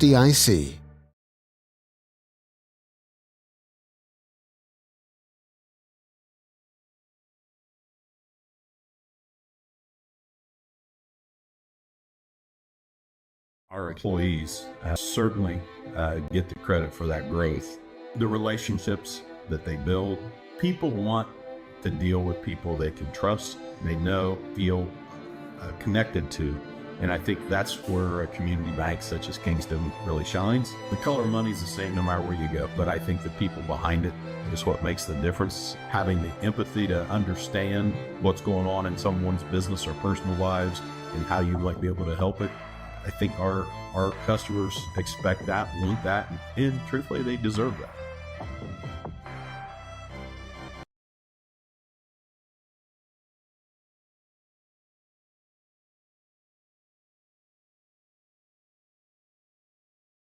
Stressed? Overstimulated? Smash it out at Recreations. Rec plates in our rage room, fling paint in the splatter zone, then strike a Office Catering. Call 740-775-8624 today. Chillicothe Signs and Screen Printing creates amazing apparel for SVC schools, plus customized shirts for your company or event. They offer everything from apparel, banners, and window graphics.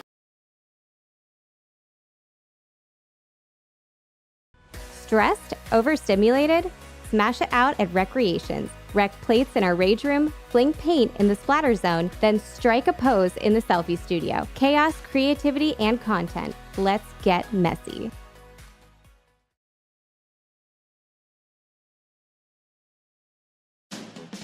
Craig Begum, Jaron Cox. We start the second half and just have to be maybe headed up the road or something and checking in. It's 42-0. Zane Trace scored 28 points in the first quarter, lead at 42-0, and they will kick off. Logan Elm will have first possession of the second half. Preston Lane back to kick off.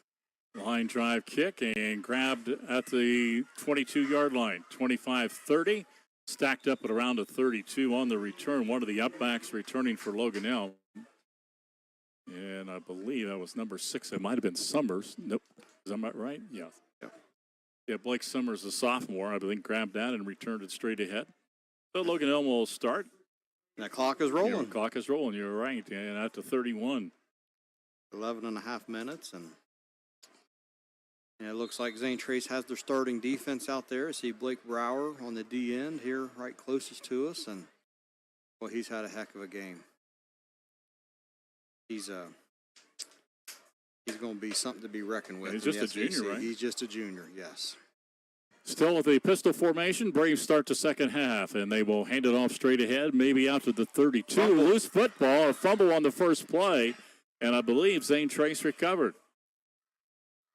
Wow. Not sure who carried the football. 27, Parrish. 21 was in for the Braves that time as well. That's Dalton Davey, a sophomore. So a fumble on the first play for Logan Elm, not what you want to do down 42-0. And Zane Trace, as Darren mentioned earlier, their field position's been unbelievable tonight because of these things. So they're at the 35 of Logan Elm. Down to almost 10 and a half minutes already. Yeah, the clock didn't stop in changing possessions, obviously. Quarterback McCullough. Logan Elm comes up to on the line of scrimmage. They break a tackle for 4 yards, maybe out to 5 yards to the 30. One of Logan Elm's deep backs just come running up ahead of the snap. And was that Johnson on the carry? That was Jaden Higgins. That was Jaden Higgins. Yeah, he's coming up close to the century mark. He's got 8 carries and 90 yards. And, boy, that really just takes the wind out of you if you're Logan Elm right there. You know, try to go in at halftime, maybe try to make a few adjustments, talk about what you want to do, and first play, just a fumble right there, and it's tough. Is Johnson, is he still in the 90s or he's 100? Excuse me. Johnson's at 122. Okay, I thought he was over because that last run there towards the end of the first half. Handoff again, right side, that's Johnson. Scoots around, got a first down, he breaks loose, he's to the 20. Bryce Johnson gets touchdown number 4. What a night for Bryce Johnson, the junior. And again, he's so low to the ground. He's 200 pounds, and he kind of chops. It's hard to get under him, and he chops and bounces and off of people. They have trouble getting leverage, and then boom, he's off, and he also can run pretty well. And that was that was a 30-yard run, I believe, 30-yard touchdown, and I think that's, as I said, the 4th touchdown for Bryce Johnson. You know, as I'm watching Preston Lane kick right here, I notice a ankle brace on his right foot. I'm almost wondering if maybe he is right-footed and he's just trying to kick left-footed. Then I don't know. Well, it's 48-0. Actually, they tried the extra point kick. So it's 8:54, and they're going to. Well, they start. I don't think you start the clock till the kickoff comes about. I'll tell you what. Let's just keep it right here. So Logan Elm. The night continues. Tough night for the Braves to open their season here as they turn around, start the second half. Fumble on the first play, and on the second play, Zane Trace, Bryce Johnson rambles 30 yards for a touchdown, and it's 48-0 in favor of Zane Trace. And clock will stop till this point in time as it'll run all the time, but when you have a change here, possession as far as the kickoff, they stop it. But as soon as they kick it, it'll start running again here in the third quarter. You know, we've talked about like the turnovers and the fumbles. That's, I think, the second or third fumble that Logan Elm's had. And, you know, you just wonder if like the strength of that defensive line is just too much for those young running backs for Logan Elm. You know, the ball's been popping out, and you just look at, you know, they're not physically mature as what the Zane Trace kids are. And study it, but you made a good point. I think the Logan Elm defensive backs and stuff aren't real big, and they're having to come up, and that's a good point. They're just probably not physical enough to take down the likes of Bryce Johnson. One bounce kick down to the 15. Logan Elm turns it to the 20. Got some running room. Look out to the 40. Cuts back into Zane Trace territory and all the way down to the Zane Trace 35-yard line. Well, that was a really nice kick return right there. Is that number 5, Greg? I think so. Yeah, that was number 5. They're giving him high fives. That's Connor Kent, the sophomore. And he broke loose. There was only one man between he and the end zone. He cut back to the sidelines and then finally was taken down. So Logan Elm with great field position. First time getting the ball on the plus side of the field for the Braves. And, their best field position before this was their own 34. So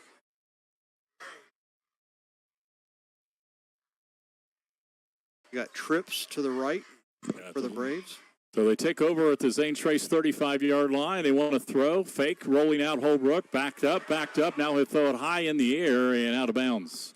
Good job really getting rid of it because he was going to be sacked back around the 50. Yeah, a nice job. I couldn't pick up the number of the linebacker over there, but kind of was right in that line of where Holbrook was looking to throw the ball. He couldn't get it to him and made him scramble, and that Zane Trace defensive line got through, and Holbrook did a nice job of just getting rid of the football right there. Aiden Hudson enters in the backfield, takes the place of Parrish here. And they send receivers out. One split to the left, Bowlby, who made a big catch in the first half for one of the Logan Elm's positive plays. Now it's 2nd and 10. Low snap. They're going to run it to the right side of the 35. A little bit of running room, and now pulled down from behind. Is Hudson. He got a couple. Yeah, that was, I think Brower got him right there, kind of got him by the legs and wouldn't let him go. And, a nice 2-yard pickup right there for Hudson to set up a 3rd and 8. And again, the running clock moving with 6:44 left in the third quarter. 48-0. Zane Trace adds a touchdown here early in the third quarter. And Logan Elm trying to get on the board for the first time tonight. Then 3rd and 8. Back to pass. Holbrook looking. Got hit from behind. Throws it out into the flat. Complete. And Parrish with a good gain might have a first down. Very close to it. Nice catch by Bryson 3 Parrish. yards short. Well, he stepped out of bounds. Yeah, 3 yards short. Normally it stops the clock. Not in this case. And it's going to be 4th down. Darren has better eyes than me. Actually, I was just right in front of me, Greg. It was right in front of the Logan Elm bench. And tough seeing where he actually went out. 4th and 2. So 4th down for the Braves. Trying to get on the board here in the third quarter. 4th and 2. And they did not jump off sides. They jumped, but they didn't. Yeah, they did not get in the neutral zone. Now Logan Elm resets the play. Holbrook calls signals, looks, throws to the middle of the field, and is it caught or was it trapped? Catch. Tyler Bowlby makes the catch. Tyler stays enthusiastic. You're down 48-0. He caught that, and he jumped up and gave the first down signal. But he said, hey, something good got to happen here. First down for the Braves. Now to almost 5 minutes left in the third quarter. 48-0 Zane Trace. Like Summers is split to the right side. Holbrook wants to throw. Looking now, he's going to scramble, and he picks up several yards up the middle. Tackle from behind. Catching him from behind there was Blake Payne. I'll tell you. Looks like somebody down, maybe cramps for Zane Trace. Pick up on the scramble by Holbrook of about 4. It'll be 2nd and 6 as one of the Pioneers down on the field, and I think it might be cramps. It looks that way. Let's take a timeout as well. You're listening to the Tomlinson Insurance SVC Game of the Week. Zane Trace on top 48-0, and we're back in 30 seconds with more football. At Tomlinson Insurance. Ready to transform your entire lawn? Call Greenwald Lawn and Landscape. Just need a quick mow? Call Greenwald Lawn and Landscape. Driveway full of snow? Call Greenwald Lawn and Landscape. Greenwald Lawn and Landscape provides expert lawn care, landscaping, and snow removal services for year-round property maintenance. Call the experts at Greenwald, 740-701-6744. Greenwald Lawn and Landscape, a proud sponsor of SVC Sports.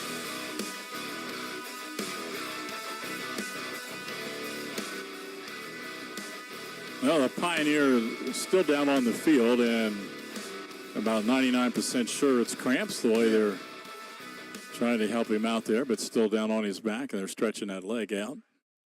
Next week, Tomlinson SVC Game of the Week goes to Pike County as we see the Eastern Eagles hosting the Huntington Huntsmen. Huntington winning big tonight in their game. So we'll have that next week. In week number 3 of non-league, we'll see the Westfall Mustangs as they host the Circleville Tigers. Westfall was winning 7-6 last score we saw against Madison Plains. Well, Lisa Chafin's out there trying to work her magic, and I thought the kid was getting ready to get up. He got up and he goes, nope, it not ready yet. Doesn't feel good yet. I'm not getting up. She helped me out last year, Greg. I officiate some basketball, and I was messing around on my ladder outside and fell down somehow and rolled my ankle over, and I was supposed to officiate that night, so I had to get my ankle taped to go officiate at Huntington last winter, and kind of embarrassed to go ask her for some tape when I got there. So it would have been a better story had you told me that you were reffing basketball and you were sprinting down on a fast break and you sprinted down and got ahead of the guy shooting the layup and sprained your. That would have been a better story. It would have been, but that would have been a lie. Okay. Finally walking off the field on his own power here. I had to see who that was. I think that game went in double or triple overtime that night, too, if I remember. That might have been Blake Payne made the tackle. It might have been Blake that had the cramp. So we're back to go with Logan Elm on 2nd and 6. Fumbling the ball, losing it on the ground is Holbrook. It's loose. Did he get back on it? I think he did jump back on it. I think he's got the snap, and it was one of those read options, and he was reading the back. It had been in that fake handoff. It got loose, bounced on the ground, but Austin fell on it. And that was a tough play. They had a 2nd and 6 right there. Now if you get some positive yards, and maybe you can manage it. But now 3rd and 10. Yeah, kind of dug themselves in a hole. So 3rd and 10 for the Braves in their red uniforms, black pants tonight, red helmets. A lot of red on the field with these two schools. Holbrook wants to throw to the sideline and quick tackle, but a pretty good pickup. Really, the defensive back really was laying off by a long ways. And over there was number 7, Grady Stewart. He gave him quite a bit of room. The catch was made, and it'll be shy of the first down. And now we got another Zane Trace Pioneer down on the field. Mason Hartley, cramps. This is what we talked about with Zane Trace. And again, they're ahead, but they don't have a lot of big numbers this year. Yeah. And I'll tell you what, Coach Wares was getting ready to pick him up on his shoulder, and that's probably one coach I would not want to fight in the SBC if you've ever seen him up close. That guy's put together. The completion for about 7 or 8 yards from Holbrook. I think it was to Bowlby again. So now it is 4th down for the Braves, and they start the clock. Logan Elm had come to the sidelines. So the clock moving again. 3:35 to play, 3rd quarter. 48-0 Zane Trace. Logan Elm would love to get into the end zone and get on the board tonight in this opening night. Nothing has gone too well for them so far. It's been all Zane Trace. So here we are with called a 4th and a long 2. Pistol formation. Holbrook hands it off to the running back. He's pushed, falls forward, and first down, says the far official. It didn't look like he had a lot of room, but he was able to fall forward. Another first down. That's a nice push by their offensive line. They haven't been getting that so far this game, so kudos to them for, not quitting, even though the score's kind of, out of hand. But they're still fighting and playing hard. They're inside the 10. This is their deepest penetration of the night, inside the 10 of Zane Trace. Zane Trace with a few subs in there, but still several of their guys. 1st and goal to go from the 8. Run to the right side. Fumble the football, and who got it? Zane Trace recovers. I didn't see who was carrying the ball. Was that Holbrook? I believe it was. I think it was number 7. It's hard to tell. Yeah, number 7. Yeah, I think they faked to the right and tried to let Austin run back to his left, and when he got spun around, he lost the football. So Holbrook now with 2 interceptions and a lost fumble tonight in his first varsity start. But, otherwise, Austin's done some nice passes tonight. I think he's got better as the game has went along, He was waiting his turn, last year. And I think as he gathers more experience here at the varsity level, he's going to improve. I think there's been a big improvement as this game has went on. He's made some nice throws, really, to be honest with you. A couple throws over the middle to the crossing pattern. Well, the clock runs now. We're down under 2 minutes to play. Zane Trace backed up on their own 5-yard line, but they're back with the football. And now what do we have? I think we have a timeout, Zane Trace. Maybe Zane Trace didn't have everybody that they needed. So they call a timeout. We have 1:47 to play third quarter, 48-0 Zane Trace. Next week at Eastern in Pike County, the Eagles against the Huntington Huntsmen. Week 3, Westfall hosting Circleville. Let's see, Jaron maybe jump around and see if the Huntington score. They were winning by big numbers. Well, I'll go through some updates here. Miami Trace 28-21 over Waverly in the third quarter. Good game. Circleville up on Warren 16-13 in the fourth. It's been close all the way. Blooms up 20-7 on Chile. Valley's up 26-0 on Paint Valley. Still says 43-0 Huntington over East Clinton at half. And Southeastern still 14-0 in the fourth quarter against Sodaville East. The Zane Trace got things straightened out. I'm not sure they had 11 guys out there ready to run the offense. They're all the way down at their own 5, far into the field. Hand it off right side, pushing forward, and I can tell they got 2 or 3, couple of new offensive linemen in up front, maybe at the guard position. I think they got some new linemen. I think they got some new running backs also, Greg. I can't see who they handed off to right there. Number 6, maybe? Can you see? No, I was looking through the glass here. I can't at the far end, and the lights are not real bright down at that end of the field. We're going to call it number 6, Jake Stauffer. Could be wrong, though. Trying to let the play clock run down. The quarterback under center. I think it is number 6 at tailback in an I formation. Hand it off. Left side tries to bounce it outside. A little bit of running room to the 5. Breaks loose at the 7. Gets out near the 8 and drugged down. I think that was Levi Marshall. Number 2. Yeah, it is number 2. Good job. So Levi Marshall, a junior on the carry. And then we have... we have a Logan Elm play. So hopefully I'd have a running clock during cramps. We'd be done with this thing.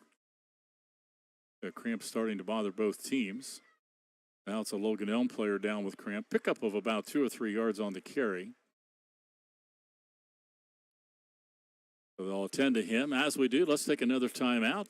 Slow-moving game. It's been all Zane Trace tonight.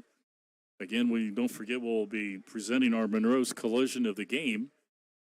A couple of those we talked about earlier. We'll do that after the game as well. You're listening to the Tomlinson Insurance SVC Game of the Week. Let's take another 30-second timeout. We'll come back, and a Logan Elm player hopefully will be in there. I think they're going to run the clock and just run the clock out. They're telling the guy to run the clock.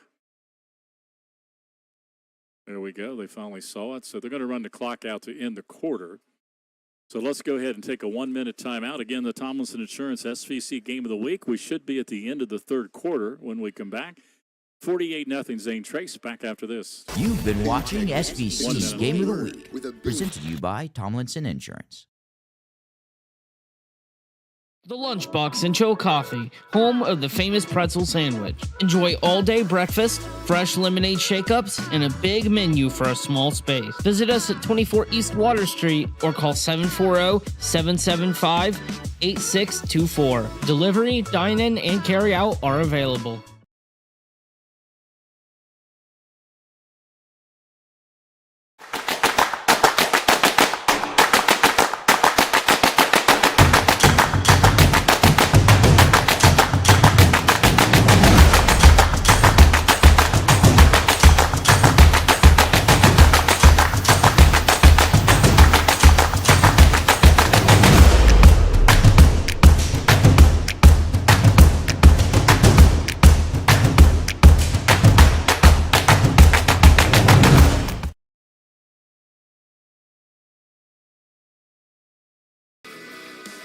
All right, we are back with you after the injury to Logan Elm. The quarter does come to an end, and they will start the fourth quarter with Zane Trace looking, I think, at a third down from their own 7-yard line.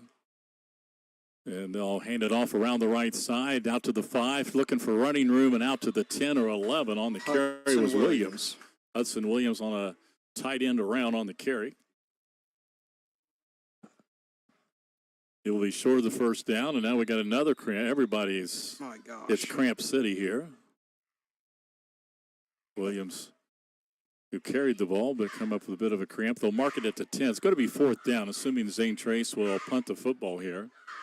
Yes, they definitely should punt the football. 4th and 6 on their own 10-yard line. Why is the clock stopped? I think that stopped because he was injured, but it should be rolling again. Yeah.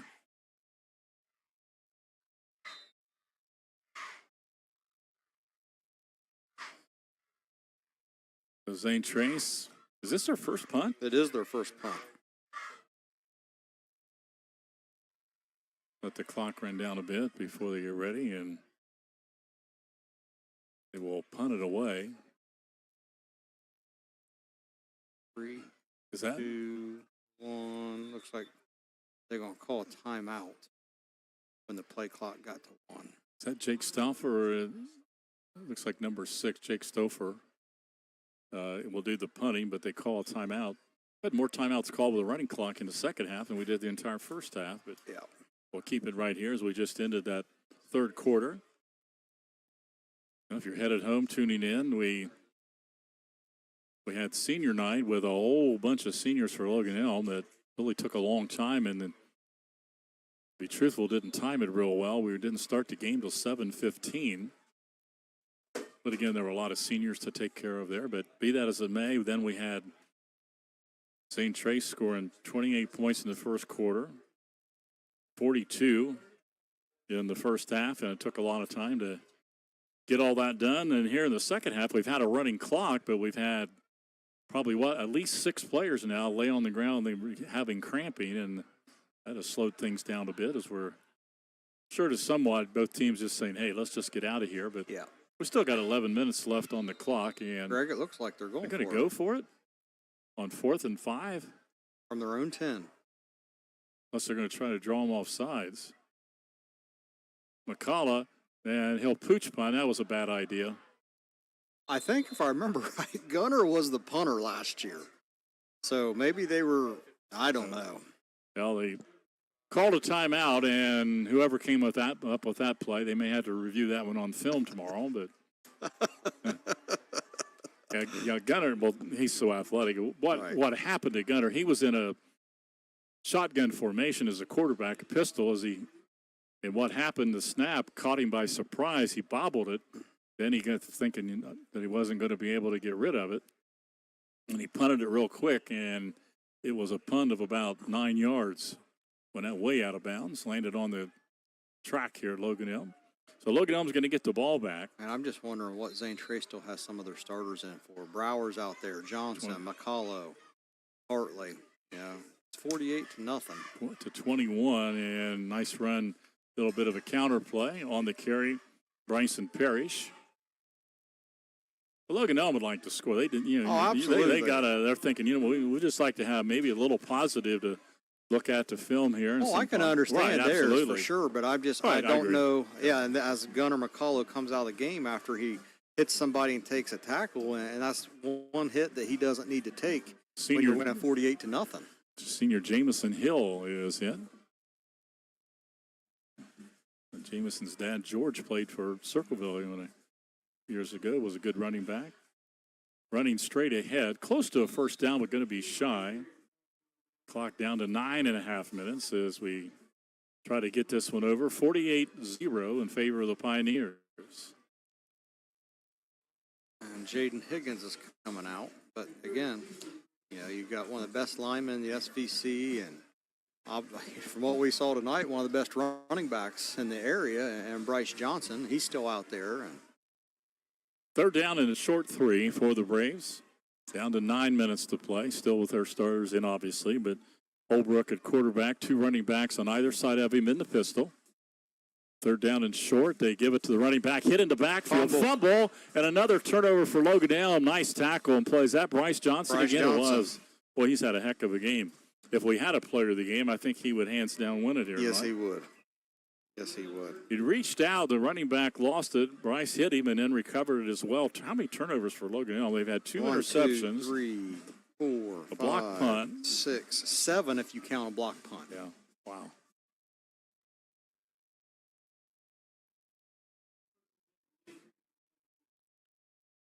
Ball will belong back to Zane Trace. Clock will run even though there was a turnover. So Logan Elm had a good drive after a great kickoff return. Got it down to the inside the 10-yard line and then fumbled. Got it back after Zane Trace had a bad punt deep in the territory at the 21, and they fumble again. So lots of turnovers for the Braves tonight. They've struggled. So Zane Trace inside their own 20. Hand off to the tailback, straight ahead. Not a lot of running room. He'll be stuffed up there for maybe a yard. Levi Marshall.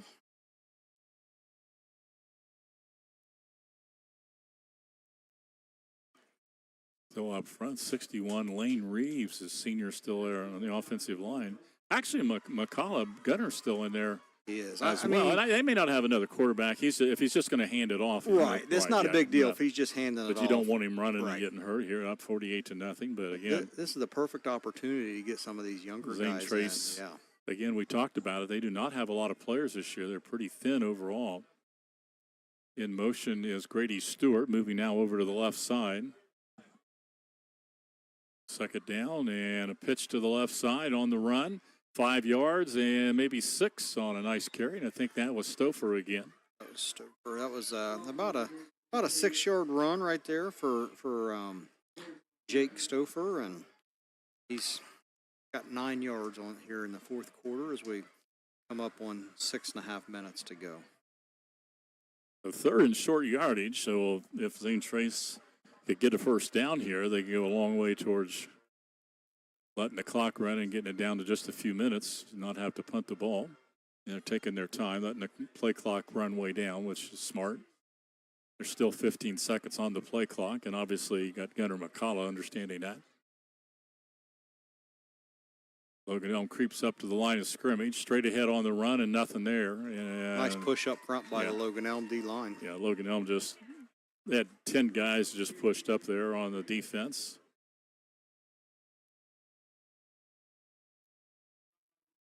But we're down to 6 minutes, 48-0 our score. Been that way for quite a while. And we'll see now if Zane Trace elects to punt or what they do here with. I would expect we'll probably see what we did last time, probably McCullough and shotgun and punt the football here with 5.5 minutes to go. Still 15 seconds on the play clock. They'll try to run it down. We're down to 5:37, 5:36. And they do line up in a regular formation, and they do have McCullough under center. So maybe they will go for it here on 4th and 2. Hand off right side, around the right side. Johnson, he's got a first down at the 30, and he'll go down at the 32. But a first down. Pioneers, they went for it on 4th down, and they pick it up. Bryce Johnson, 9 carries, 159 yards. He checks back out. And as number 1 is trying to fight a cramp here for Logan Elm. Second time Hudson's had a cramp. Hard to get rid of. When those things start on a night, it's hard to make him stop. He's frustrated. So Zane Trace will get the ball now on a first down and under 5 minutes to play. So, again, they need to take this a long time. They've still got. They could probably, if they don't get another first down, they could probably get it to about 3 minutes, I would say. If they would use all the play clock, they'd come close, but never down to 10. Good job by McCullough here. 2 running backs behind Gunner. Under center again. Pitches left side on the run. Around the left side. That's Hill. He's to the 40. Breaks loose, 45. Down the sidelines into Logan Elm territory. Nice run. Excuse me, it's Levi Marshall, number 2, not number 8. So he's had a couple nice runs for Marshall, a junior. And he gets another first down for Zane Trace into Logan Elm territory. 23-yard run right there for Marshall. He's a junior, 5'10", 175. Obviously showed a little bit of quickness right there. You get out in some open space. So Zane Trace standing looking to the sideline, but the coach is saying, hey, let's take as much time as we can. Let the play clock run down. No sense of getting in a hurry. They still have 14 seconds to get to playoff, and we're down under 4 minutes to play in the football game. 48-0. Now what do we got? Maybe. Yeah, Marshall maybe. Possibly some blood or something. Yeah, he come up and told Marshall he has to go out of the game. Jaden Higgins checks back back Logan in. Elm says, thanks a lot. Higgins is coming back in. Let him play with the blood. We don't care. We don't want Higgins back in the game.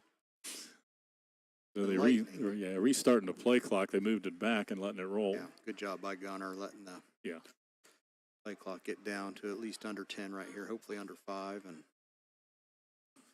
stays under center, 2 running backs, and they pitch it to Higgins. Higgins around the right side, 45, and penalty flags down as he swept around the right side. I think we're going to get a hold, but good news is during the hold, the clock will run as they it's march not it running right now. There we go. He's signaling to keep running.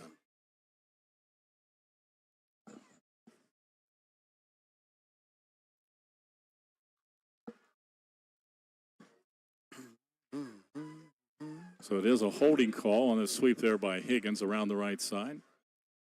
So they'll mark the yardage off, but the clock rightly should keep running, a running clock. They move the ball back to Zane Trace territory to their 45, and we're under 3 minutes to play in the football game. Like that penalty is going to take almost a whole minute off the clock. Actually, it's probably a good thing, to be truthful. It is. I wonder if that was strategized. One of the Zane Trace players, they are sitting on the ground back in the huddle or knelt down. Always tying his shoe.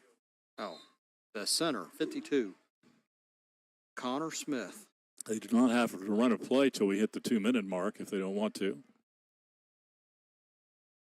So Gunner checking over things, looking down, doing a good job reading the play clock, and at 10 seconds he moves under center. He will pitch it left side on the carry is number 6 Stouffer again. He picks up, stays in, well, it doesn't matter if he stays in bounds, but wisely did. Picked up about 4 or 5 yards for Stouffer. And the clock will continue to run now. 1:50 left in the contest. And we have an injury to a Logan Elm player down on the far side. And this one does not look like a cramp, I don't believe. There's a big pile up there on the run. Ball spotted at the 50, so Stouffer picked up. Maybe there was did he lose 5 yards or was there a penalty on the play? We had the holding penalty to play before, so he picked up 4 or 5. I think 4 and probably like 2nd and 16. Got 1:47 remaining. Checking the Logan Elm player that's down. I think the gentleman that's down is Ebert. And now they're going to help him up and help him off the field. He limps a bit. That might be another cramp, although it didn't act like it to begin with. Warren must have kicked a field goal, Greg. Circleville's up 16-15 in the 4th quarter. Wow. Sciotoville East scored a touchdown. It's 14-6. Southeastern's ahead. Valley, Lucasville beating Paint Valley.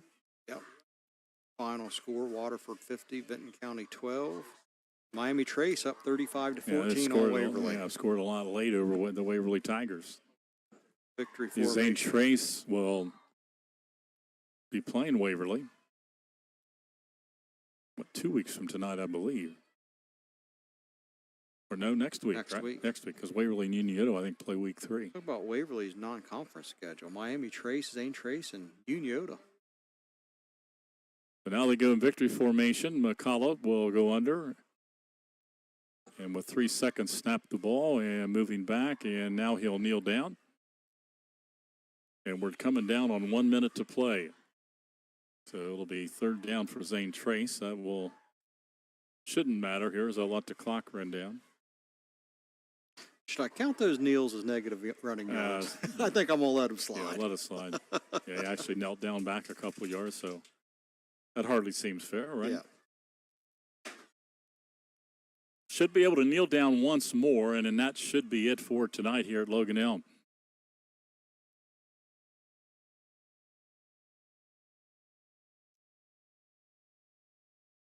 Play clock down to 6, but we're down to 30 seconds, and they kneel down, and that should do it.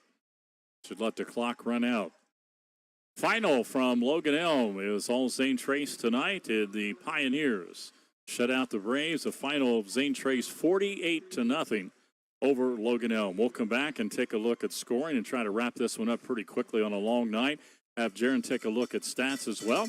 And again, the final score from Logan Elm, another victory for the SVC tonight, 48-0 over Logan Elm. You're listening to the Tomlinson Insurance SVC Game of the Week. You've been watching SVC Give me a Game of the couple Week, minutes there. presented to you by Tomlinson Insurance.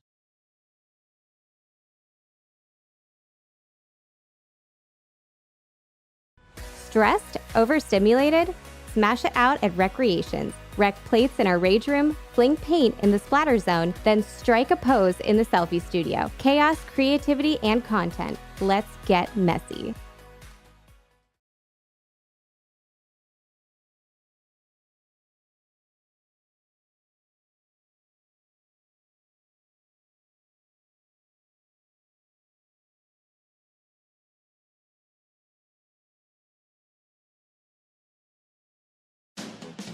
Looking for a job that works with your life? Your local McDonald's is now hiring. Join a team that's all about flexibility, growth, and a fun, fast-paced work environment.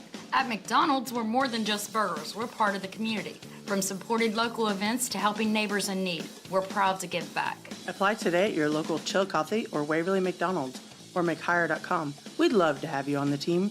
Ba-dum-bum-bum-bum. I'm loving it.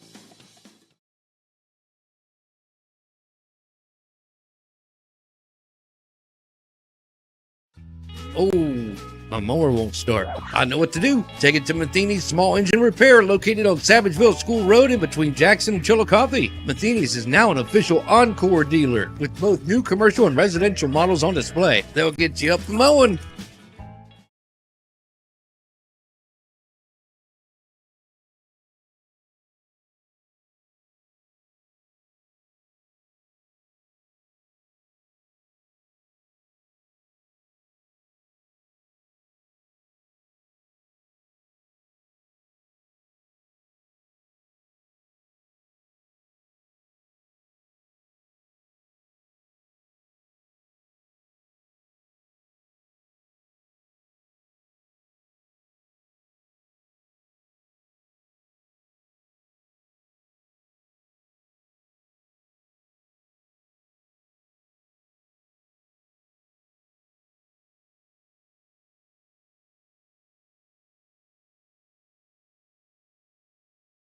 You've been watching SVC Game of the Week, presented to you by Tomlinson Insurance.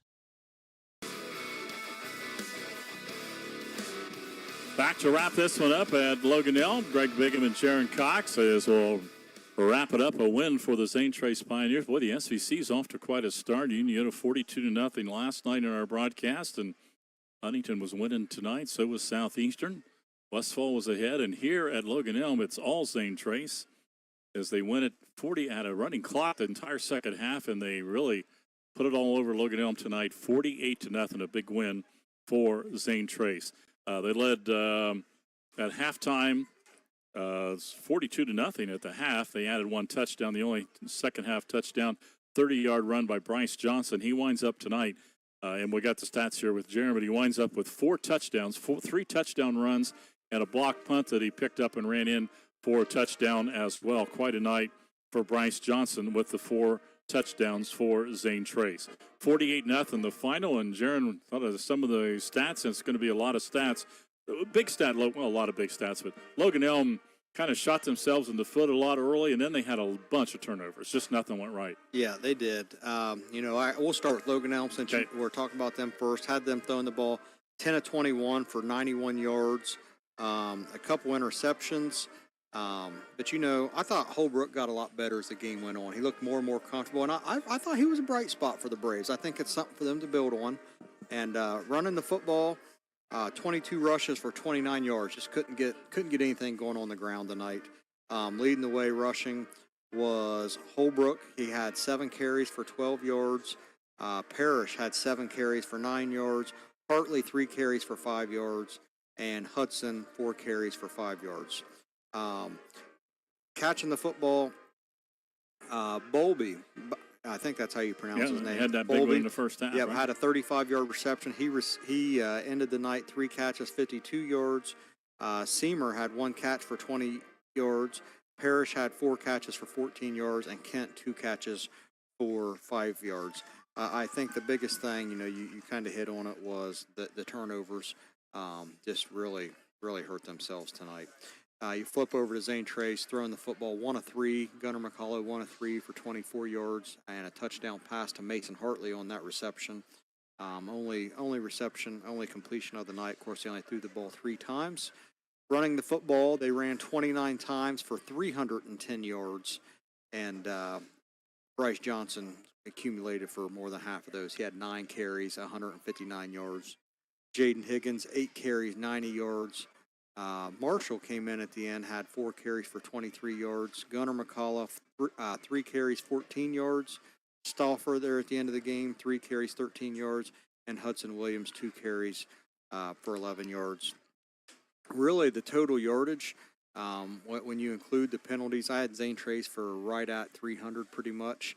And Logan Elm, 114, which is not a big discrepancy when you look at the score, 48-0. But the name of the game tonight was the Zane Trace defense and the field position they gave their offense. As I go down through here, they're starting, at their own 39, their own 42, a plus 32, plus 42, plus 27, 50, plus 30, minus 48, plus 35.